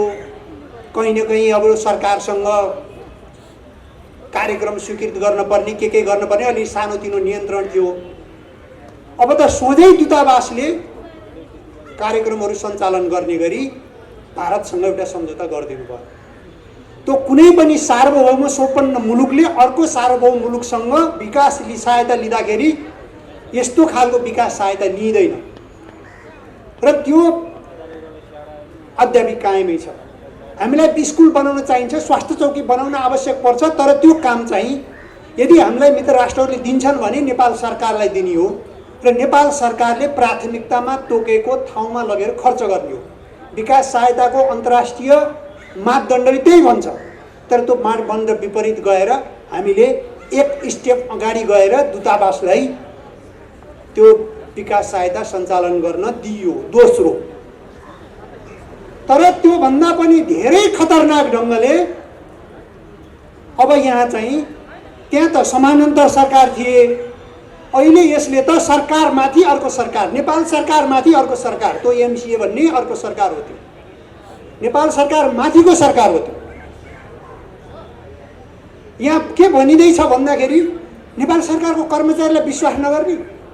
त्यो एमसिए भन्नेको अध्यक्ष चाहिँ अर्थ मन्त्रालयको सचिव हुन्छ र भौतिक पूर्वाधार मन्त्रालय अरू सम्बद्ध परियोजनासँग सम्बद्ध मन्त्रालयका सहसचिवहरू त्यसका सदस्य हुन्छ। त्यसपछि नेपाल सरकारले तोकेको होइन, एमसिएले तोकेको, एमसिसीले स्वीकृति दिएको एनजिओको मान्छे र प्राइभेट सेक्टरको मान्छे त्यहाँ प्रतिनिधि हुन्छ। त्यो बोर्ड हुन्छ, त्यो बोर्डले यो आयोजना सञ्चालन गर्छ। मैले त्यसलाई सरकारमाथि किन भने त्यो एमसिएले वन मन्त्रालय, अघि सूर्यराजजीले भन्नुभयो, भौतिक पूर्वाधार पूर्व प्रधानमन्त्रीजीले पनि भन्नुभयो, भौतिक पूर्वाधार मन्त्रालय, विद्युत प्राधिकरण जस्ता संस्थासँग सम्झौता गरेको रहेछ। त्यो हालै सार्वजनिक हो, हामीलाई अहिलेसम्म थाहा थियो। अनि त्यो सम्झौताको एउटा शर्त के रहेछ भने एमसिए र वन मन्त्रालय बीच भएको सम्झौतामा वन मन्त्रालयले अमेरिकाको सुरक्षा स्वार्थ विपरीत काम गर्ने मान्छेलाई काममा लगाउन पाउने छैन, त्यहाँको कर्मचारीले अमेरिकाको सुरक्षा स्वार्थ विपरीत काम गर्न पाउने छैन भनेर सम्झौता गरियो। अब यो एमसिएले त्यो सम्झौता अमेरिकाको सुरक्षा स्वार्थ विपरीत गर्न पाउँदैनस् भनेर वन मन्त्रालयलाई निर्देशन दियो। त्यो नेपाल सरकार हो, नेपाल सरकारको अर्थ मन्त्रालयको सहसचिवलाई। अब त्यहाँ कस्तोसम्म शर्तहरू छ भने त्यो एमसिए अर्थ मन्त्रालयको सचिवको मातहतको कमिटीलाई नेपाल सरकारले मन्त्री परिषदले निर्देशन दिन पाउँदैन, तैँले के गरिस् भनेर सोध्न पाउँदैन, त्यसको काममाथि अनुगमन गर्न पाउँदैन। त्यसले गरेको सम्झौता एमसिसी र एमसिएले चाहेमा मात्रै सार्वजनिक गर्न, नत्र गोप्य रहन्छ। हेर्नुहोस् है, संसारमा सबभन्दा धेरै पारदर्शिताको वकालत गर्ने मुलुकले एउटा अर्को मुलुकलाई थोपारेको सम्झौताको शर्त, त्यो सम्झौताका शर्त अनुसार हो भने तपाईहरु यहाँ सुन्ने मान्छेले पनि यो त्यो सम्झौता लागू भएका कुनै पनि मन्त्रालयमा कुनै पनि काम गर्न, ठेक्कापट्टा लिन, केही गर्न पनि पाउनुहुन्न। त्यस्तो खालको शर्त राखेर हामीले वैदेशिक सहायता लिने हो। सरकारमाथि सरकार, समानान्तर सरकार बनाएर सहयोग उहाँहरूसँग हामी लिइरहेको। उहाँले चीनलाई प्रश्न गर्नुहुन्छ, समानान्तर सरकार नभइकन ठुलो सहायता दिने मुलुक मात्रै हो चीन। चीनको अहिलेसम्म समानान्तर सरकार छैन।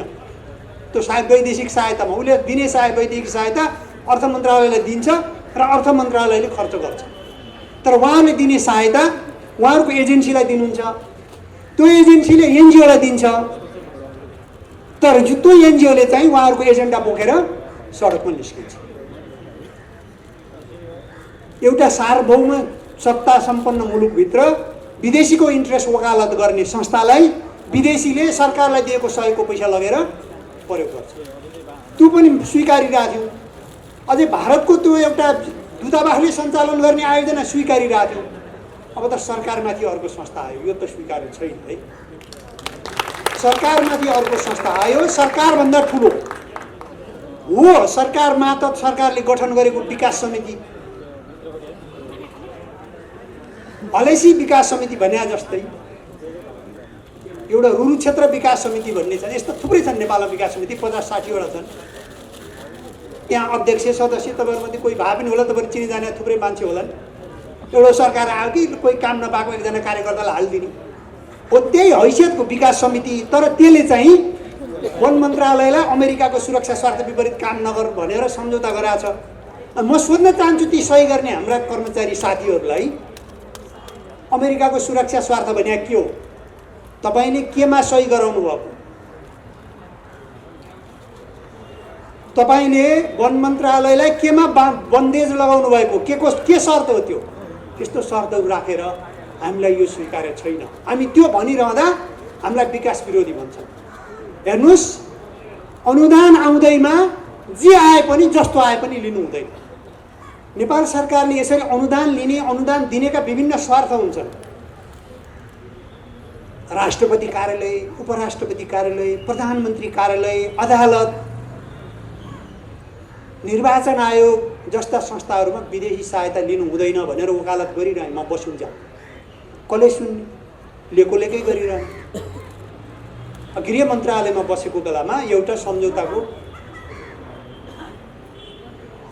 एउटा मुलुकबाट एउटा सम्झौताको प्रस्ताव आयो। त्यो प्रस्ताव के थियो भने नेपालको पुलिसलाई अनुदान दिने, केही थान हतियार अनुदान दिने, सिधै दिने। तर त्यहाँ शर्तहरू के थियो? एउटा भने त्यो हतियारहरू सार्दा, के गर्दा, यहाँ राख्दा, त्यहाँ राख्दा, बिगार्दा, मर्मत गर्दा, कहाँ गर्दा त्यसलाई कसैलाई बेच्न त पाइँदैन। तर त्यो भोलि धुल्याउनु पर्यो भने पनि सम्बन्धित देशको दूतावासको स्वीकृति लिनुपर्ने छ नेपाल सरकारले, एउटा। अनि दोस्रो चाहिँ के थियो भने त्यो हतियार राखेको ठाउँमा बेरोकटोक अनुगमन गर्न जान दिनु पाउनु पर्नेछ। उसले चाहेको बेलामा अनुगमन गर्न पाउनेछ। अनि मैले भने यो दुईटा शर्त चाहिँ मान्ने, अरू थुप्रै शर्तहरू थिए, यो दुईटा शर्त चाहिँ मान्ने छैन। एउटा, म त सोभरेन सार्वभौम मुलुक हो, तिमी पनि सार्वभौम मुलुक हो। तिम्रो सार्वभौम मुलुकको दूतावासले मेरो सरकारलाई निर्देशन गर्ने कुरा ठिक छैन। तिम्रो सरकार र मेरो सरकार बीच अब यसलाई कसरी व्यवस्थापन गर्ने भन्ने बारेमा आपसी सहमति गरेर टुङ्ग्याउनेछन् भन्नेसम्म राख्छौ भने ठिक छ। तिमीले दिएको सहायताको डिस्पोज गर्ने बेलामा, हतियार जस्तो विषय डिस्पोज गर्ने बेलामा तिम्रो त्यो शर्त स्वीकार्य छ। तर तिम्रो स्वीकृति लिने भनेपछि त स्वीकृति भनेर त माथिकोलाई लिइन्छ। तिमी मभन्दा ठुलो मान्छे, माथिको मान्छे होइन। सार्वभौम राष्ट्र, एउटा सार्वभौम राष्ट्र अर्को सार्वभौम राष्ट्रभन्दा ठुलो र सानो भन्ने हुँदैन। त्यो सार्वभौम समानता हुन्छ। यो असमान शर्त राखेर म सही गर्न सक्दिनँ। र दोस्रो कुरा चाहिँ मेरो हतियार राखेको ठाउँमा चाहिँ बेरोकटोक तिमीलाई जान दिने शर्त चाहिँ मलाई स्वीकार्य छैन। भनेपछि उनीहरूले के भन्यो भने होइन होइन हामी त्यहाँ जाने त होइन नि, यो हाम्रो एउटा स्ट्यान्डर्ड शर्त हो, संसारभरि हामी यसै गरी दिन्छौँ, सबै मानिरहेको, तिमीहरूले पहिला पनि मानेको थियो, योभन्दा पहिला गरेकै हो, पुरानो हेर भने। पुरानो हेर्दिनँ, कसले सही गर्यो कसले गरेन थाहा छैन, तर म चाहिँ गर्दिनँ, हुँदैन। अनि तिमीहरूको हामी हेर्न जाँदैनौँ भने नमानिने झिक नि त। त्यसो झिक्न त हाम्रो कानुनले दिँदैन। त्यसो भए लैजाऊ, तिम्रो हतियार लैजाऊ, तर मेरो कोड देखाउन, तिमीलाई चाहिँ हतियार कोड देखाउन बेरोकटोक निरीक्षण गर्न जाने अधिकार दिएर सम्झौतामा हस्ताक्षर गर्दैन। योभन्दा पहिलाको त गरेछ भन्छ, पहिलाकोले गर्यो होला, उचाइले कानुन विपरीत काम गरेको तँ मलाई नसोध, त उसैलाई सोध, त कसले गरेको, म गर्दिनँ। किनभने दुईवटा, एउटा तिमी मभन्दा माथि होइनौ, त्यसकारण समानताको शर्त राख यो यसलाई डिस्पोज गर्ने विषयमा। दोस्रो चाहिँ मेरो कोड निरीक्षण गर्न तिमीलाई बेरोकटोक दिन्न, त्यो तिमीलाई चाहिने हो भने लिएर जाऊ। त्यसो भए होइन, त्यहाँ मेरो पनि हतियार हुन्छ, मेरो हतियार तिमीलाई किन देखाउनु भन्दा पनि त्यसो भए हाम्रो हतियार मात्रै हो नि हामीले हेर्न खोजेको भने। अनि तिम्रो हतियार राख्नु भनेर मैले छुट्टै कोड बनाउने सक्दैन, हामी लैजाऊ। त्यसो भनेपछि ठुलै हङ्गामा भयो। त्यहाँ कस्तो हङ्गामा भयो भने पोलिटिकल लेभलमा मान्छेहरू अलिक डराउँछन् पनि, डराउनु भयो भने उहाँहरूले के भन्नुभयो भने यो त अमेरिकाले सबै सहयोग रोकिदिन्छ। अब यो त हाम्रो सहयोग सबै रोकिन्छ, अब हाम्रो युएन जाने नै रोकिन्छ, पुलिस युएन जान रोकिन्छ। पुलिसको चिफै आएर भन्नु युएन जान रोकिन्छ। ए बाबा युएनमा, त्यो युएनमा नगएको पुलिस पनि चलिरहेछ, त्यस कारण यो शर्त हुनु, तपाईँ जानुहोस्, तपाईँ काम होइन, तपाईँ चाहिएको बेला मात्रै सल्लाह दिनु होला। त पुलिसको चिफको काम चाहिँ तपाईँले चाहिएको सल्लाह दिनु, जानुहोस्। 2-4 दिन हङ्गामा भयो, फकाउने धम्काउने थर्काउने के भयो, हुँदैन हुँदैन। त्यो दुईटा शर्त झिक, त्यसपछि मात्रै हुन्छ। नेपालका साथीहरूले यस्तो पनि शर्त मान्ने, सुरक्षा स्वार्थ विपरीत काम गर्ने छैन भन्ने भनेको डकुमेन्टमा हस्ताक्षर गर्ने, त्यो सुरक्षा स्वार्थ भने के हो थाहा छैन। मुलुकलाई भड्खालोमा लैजाने, 250 वर्षदेखि असंलग्न परराष्ट्र नीति अपनाउँदै आएको मुलुकलाई अनि भू राजनैतिक स्वार्थको चपेटामा धकेलिदिने। मलाई ताज्जुब के लाग्छ भने नेपालको परराष्ट्र मन्त्री भइसकेको एकजना मित्रले, महोदयले, नेताले यो त विशुद्ध विकासको योजना थियो अनि हाम्रा नेताले भू रणनीतिक स्वार्थको बनाइदिए अरे। मलाई त लाज लाग्यो त्यस्ता नेताबाट शासित हुनु परेको। हाम्रा नेताले बोल्दैमा शक्तिशाली राष्ट्रहरूको परराष्ट्र नीति बदलिन्छ। हाम्रा नेताले बोले भनेर त्यहाँ भू रणनीतिक स्वार्थ उनीहरूको थियो र त्यो स्वार्थ हामीले छ भनेर हामीले पुरा उक्काइसकेपछि प्रतिरक्षामा उहाँहरू त्यस्तो कुरा गर्नुहुन्छ। भू रणनीतिक स्वार्थ नभएको भए के हो त यो? सुरक्षा स्वार्थ विपरीत काम गर्न पाइने छैन भन्ने, सहायता लिने बेलामा धम्काउने, सहायतामा यस्ता शर्त राख्ने, सहायताका लागि यस्ता एजेन्सी राख्ने जुन एजेन्सी चाहिँ सरकारभन्दा माथि हुन्छ। त्यसलाई त्यहाँ बोर्डको कर्मचारीलाई सरुवा गर्न पाइने छैन। अब अर्थ मन्त्रालयको सचिव नेपाल सरकारले सरुवा गर्दैन। यो एमसीसी भयो भने, सम्झौता भयो भने त्यो एमसीसीले स्वीकृति दिएको मान्छे मात्रै अर्थ मन्त्रालयको सचिव हुन्छ। म सार्वभौम मुलुकको एउटा नागरिकको हिसाबले मलाई त्यस्तो कुरा स्वीकार्य छैन र तपाईँलाई पनि स्वीकार्य छैन।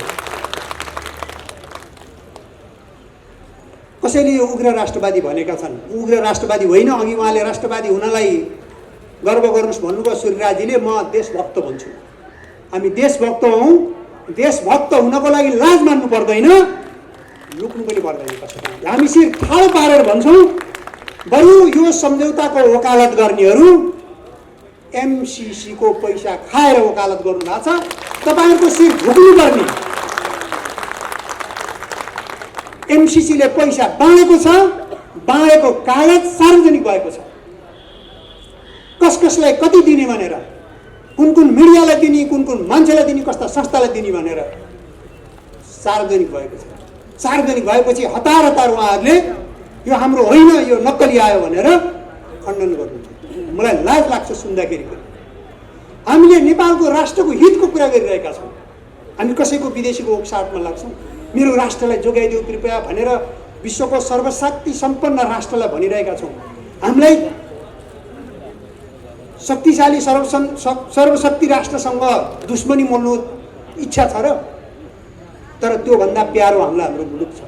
त्यही कारण हामीले यो कुरा राखेका हौँ। त्यसकारण हामी असंलग्न परराष्ट्र नीति अवलम्बन गर्छौँ। यो सम्झौताका शर्तहरू त्यस विपरीत छन्। हामी स्वतन्त्र राष्ट्र हौँ, यसका शर्तहरू त्यस विपरीत छन्। हामीलाई सहायता दिने बेला भए यी शर्तहरू झिकेर सहायता दिनुहोस्, सर्वस्वीकार्य छ। हामी तपाईँलाई धन्यवाद भन्छौँ। यो लिए भनेर सरकारलाई हामी नै ताली ठोकेर समर्थन गर्नेछौँ। तर यी शर्त राखेर लिन पाइने छैन। अब यहाँ एउटा नउठेको एउटा बुँदा, जुन बुँदाले यो बनेको संरचना चाहिँ 5 वर्षपछि त्यो गइहाल्छ, त्यसपछि हाम्रै हुन्छ। हामीले जसरी चाहे त्यसरी प्रयोग गर्न पाइन्छ। साथीहरूले भनिरहनु भएको छ, होइन होइन होइन, यो मात्र यस्तो एउटा सम्झौता हो जुन सम्झौताले दिएको अनुदान रे, तर त्यो बनेको हाम्रो पनि पैसा हाल्ने त्यसमा, तर त्यो बनेको संरचनाको मालिक चाहिँ एमसिसी हो। त्यो मालिक कुन अर्थमा हुने भन्दा त्यसमा अर्को एउटा शर्त छ यहाँ अहिले नउठेको, त्यो चाहिँ बौद्धिक सम्पत्ति अधिकार हो। त्यो बौद्धिक सम्पत्ति अधिकार भनेको सानचुने सामान्य कुरा होइन।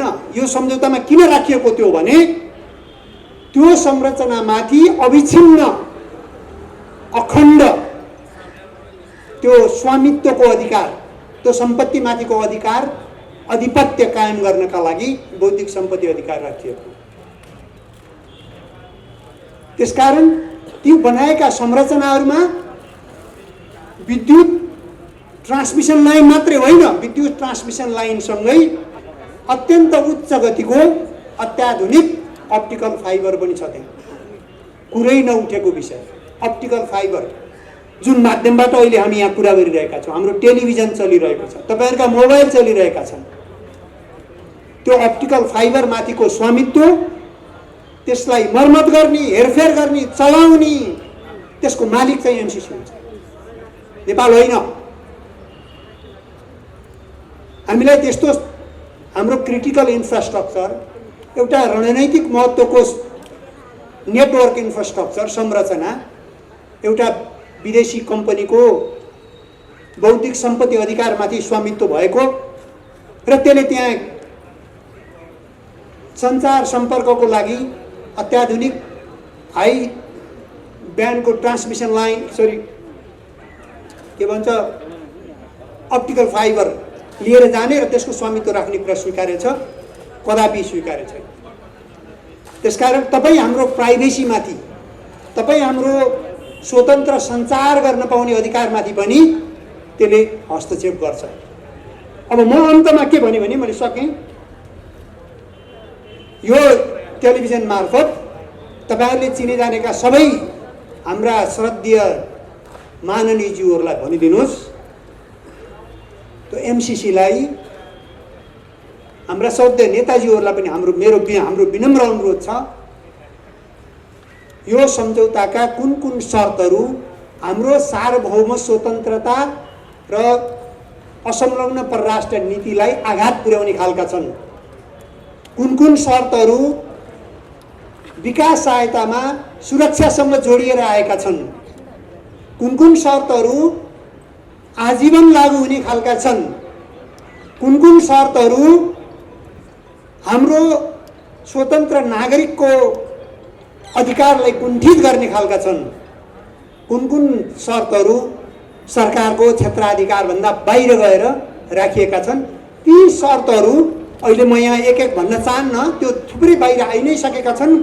किताब पनि लेख्नुभएको छ, अध्ययन गरेर प्रतिवेदन पनि आइरहेको छ। ती शर्तहरू झिकेर वैदेशिक सहायता लिने भए सरकार मार्फत जुन परम्परागत सहयोग लिने हाम्रो मेकानिजम छ त्यही मेकानिजमबाट मात्रै शर्त ल्याउँ भन्ने निर्देशनसहित त्यो सम्झौतालाई नेपाल सरकारसँग फिर्ता पठाइदिने प्रस्ताव पास गर्नुहोस्। त्यो नै अहिलेको लागि सबभन्दा राम्रो विकल्प हो।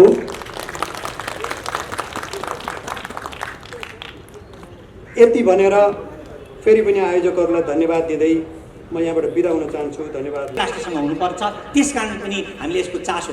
तर यहाँ सबभन्दा खतरनाक कुरा के हो भने भोलि चाइना र अमेरिकाको द्वन्द्व हिंसात्मक भयो, भौतिक द्वन्द्वमा परिवर्तन भयो भने नेपालले त्यसको मूल्य नराम्रोसँग चुकाउनु पर्नेछ।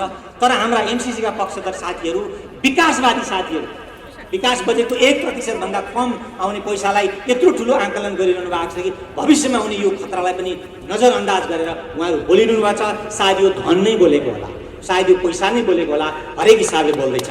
म यो कुरा फेरि पनि दोहोऱ्याउन चाहन्छु। अब हामीले विकास नै नलिने, अमेरिकासँग हामीले शत्रुतापूर्ण सम्बन्ध राख्ने भन्ने प्रश्नहरू गर्नुहुन्छ। स्वाभाविक उत्तर हामी प्रति प्रश्न गरौँ न। नेपाल जस्तो देशलाई खतरनाक हुने शर्तहरू मानेर पनि विकासका केही 2-4 रुपियाँ लिने, हाम्रो आफ्नै छिमेकीप्रतिलाई शत्रुतापूर्ण व्यवहार गरेर परिभाषित गरिएको सुरक्षा चासोलाई सम्बोधन गर्नुपर्ने गरी मानेर पनि हामीले केही विकासका शर्तहरू लिने, यस्तो यस्तो यो यो यो यो स्वयं कुरा कति अपरिपक्व छ, कति बचकना छ, कति चाइल्डिस छ भन्ने कुरा उहाँहरूलाई महसुस हो। उहाँहरू भनिरहनु भएको छ, अरे बाबा यस्तो डबल स्ट्यान्डर्ड किन? नैतिकता भए सरकार छोड। म सोध्छु नैतिकता भए सरकार तिमी छोड। किनभने यो गठबन्धनभन्दा यो कुरो याद गरियो, म यो कुन पार्टी हो त्यो पार्टीको समर्थक हुँ या होइन यो ठुलो कुरा होइन। तर राजनीतिमा म राजनीति शास्त्रको एउटा शिक्षक हुँ। त्यसकारण म के बुझ्छु भने गठबन्धनहरूको प्रकृति यस्तो हुँदैन। जब गठबन्धन बन्थ्यो त्यति बेला एमसिसी पास गर्ने शर्त भएको थियो, थिएन भने अहिले जबरजस्ती एमसिसी पास गर्न ल्याउनु, त्यसलाई धक्कामुक्की गरेर ठेल्नु भनेको स्वयंमा एउटा अनैतिक कुरा। त्यसैले एमसिसी पास नगरौँ, किनभने यो हाम्रो गठबन्धनको कमन मिनिमम प्रोग्राम, संसदमा प्रधानमन्त्रीले पढेको कमन मिनिमम प्रोग्राममा एमसिसी छैन। र एमसिसी पास गर्न उद्वेलित भएर लागेका मान्छेले संसदमै खडा भएर खोइ एमसिसी भनेर किसी टिउरी गर्नुभएको थियो। यो कमन मिनिमम प्रोग्राममा एमसिसी छैन भन्नुभएको थियो। त्यसैले यो नैतिकता भए कसले सत्ता छोड्नुपर्छ? कमन मिनिमम प्रोग्राममा भएको कुरा लागू नगरौँ भन्ने दाबी गर्ने नैतिक हुन्छ कि त्यसलाई मिचेर प्रधानमन्त्री भएको हैसियतमा, सरकारको नेता भएको हैसियतमा त्यसलाई जबरजस्ती अगाडि बढाउने कुरा अनैतिक हुन्छ? यो बुझियोस्, यो जगतले जान्नु आवश्यक छ। मैले धेरै कुरा अहिले यहाँ भन्न सक्दिनँ। अब म एउटा सानो 1-2 पोइन्ट मात्रै भन्छु कि अर्को सम्भावना के छ भने अब यसले के देख्यो भने चीन र अमेरिकाको जुन द्वन्द्व बढ्दैछ, घोषित रूपले बढ्दै गरेको द्वन्द्वमा हामी जुन चपेटामा पर्दैछौँ यो खतरनाक छ। र यति मात्रै छैन, अर्को छिमेकी भारतलाई अहिले 2022मा इन्डो पेसिफिक स्ट्राटेजी फेरि रिभाइज भएर आयो र त्यो रिभाइजमा चाहिँ धेरै तौलले डाउन गरेको छ अमेरिकाले। हिजो 17मा जसरी आक्रामकता थियो त्यो आक्रामकता केही घटेको छ। यद्यपि चीनलाई शत्रु नै मानिएको छ, चीनलाई घेर्नुपर्छ भनिएकै छ र त्यो चीनलाई घेर्ने प्रक्रियामा भारतलाई हामीले सहयोग गर्नुपर्छ भनिएकै छ। भनेपछि अमेरिकाले के चाहिरहेको छ भने हाम्रा 2टा छिमेकी मित्रहरूको द्वन्द्व, तिनको भीषण लडाइँ चाहन्छ र भारतलाई सहयोग गर्नुपर्ने र चीनलाई घेर्नुपर्ने उसको जुन नीति हो त्यो नीतिमा हाम्रो परराष्ट्र नीति कसरी सङ्कुचित हुन्छ, हाम्रो सार्वभौम सत्ता भोलि कसरी सङ्कुचित हुन्छ, हाम्रा हरेक निर्णयहरूमा हामीलाई कसरी अप्ठ्यारो पर्छ, हाम्रो अस्तित्वमै कसरी खतरा पर्छ भन्ने कुरा एमसिसीका पक्षधर विद्वानहरू, धनले बोलाइएका विद्वानहरूले यो कुरो बुझ्नु आवश्यक छ। र यो कुरालाई ध्यानमा राखेर नै हामीले एमसिसीलाई कुनै पनि शर्तमा मान्नुहुन्न भन्ने मेरो तर्क हो। र यो मैले यसै पनि भनिरहेको छुइनँ। संसारमा युद्धहरू भएका छन् र युद्धमा साना देशहरू चपेटामा परेका छन्। साथीहरूले इतिहासका पाना यसो पल्टाए भइहाल्यो, जानकारी आवश्यक छ भने हामीसँग सोधे पनि भइहाल्यो कि संसारमा युद्ध भएका छन्, ठुला देशका युद्धहरूका बिचमा साना देशहरू चेपिएका छन्, पिल्सिएका छन्। र अहिले तपाईँले भर्खरै 2-3 दिन यता जुन युक्रेनको हालत देखिरहनु भएको छ, युक्रेन युद्धभित्र छ, त्यो युद्ध यिनै 2टा देशको दुईटा एउटा अलरेडी आफ्नो वर्चस्व कायम राख्ने र अहिले भर्खर आफ्नो वर्चस्व स्थापित गर्न खोज्ने रसियाको द्वन्द्वका कारण नेटोलाई त्यहाँ जानुपर्ने, अमेरिकालाई आफ्नो सेनै लगाएर राख्नुपर्ने र पुटिनलाई या रसियालाई त्यो हुन नदिनुपर्ने द्वन्द्वका कारण जुन युक्रेनले दुर्दशा भोग्दैछ त्यो दुर्दशाबाट हामीले बच्नु आवश्यक छ। र एमसिसी यदि पारित भयो भने हामी त्यो दुर्दशातर्फ उन्मुख हुनेछौँ। यो ग्यारेन्टी छैन कि त्यस्तै भइहाल्छ, तर हामी त्यो दुर्दशाप्रति उन्मुख हुनेछौँ। र अहिले आज एमसिसी प्रति उत्साहित हुनुभएका धेरै साथीहरू, नेपाली काङ्ग्रेसका युवा बनिएका साथीहरू यति विवेक राख्नुहोस्, यति चेतना राख्नुहोस्, यति ज्ञान राख्नुहोस्। एमसिसी हाम्रो दुर्दशाको कारण बनेछ भने भोलि तपाईँहरूलाई कति रिग्रेट हुनेछ, सायद नहुन पनि सक्छ, उहाँहरूको त सेटलमेन्ट भइसक्न सक्छ। तर हामी सबै नागरिकहरूले विवेक र नैतिकतालाई गिर्न नदिकन यो चिजलाई प्रतिवाद गर्नुपर्छ। जित र हारको ग्यारेन्टी कसैले गर्न सक्दैन, तर बास लड्नुपर्छ। किनभने शहीदहरूले हिजो जितको ग्यारेन्टी भएर सडकमा जानुभएको थिएन, जितको ग्यारेन्टी कसैले गरिदिएका कारण लडाइँ गर्नुभएको थिएन, बास लड्नु थियो, त्यस कारणले लड्नुभएको थियो। त्यसैले एमसिसी मुर्दाबाद भन्नुपर्छ, किनभने यो मुर्दाबाद योग्य विषय छ। धन्यवाद यति समय दिनुभएकोमा र सुनिदिनु भयो।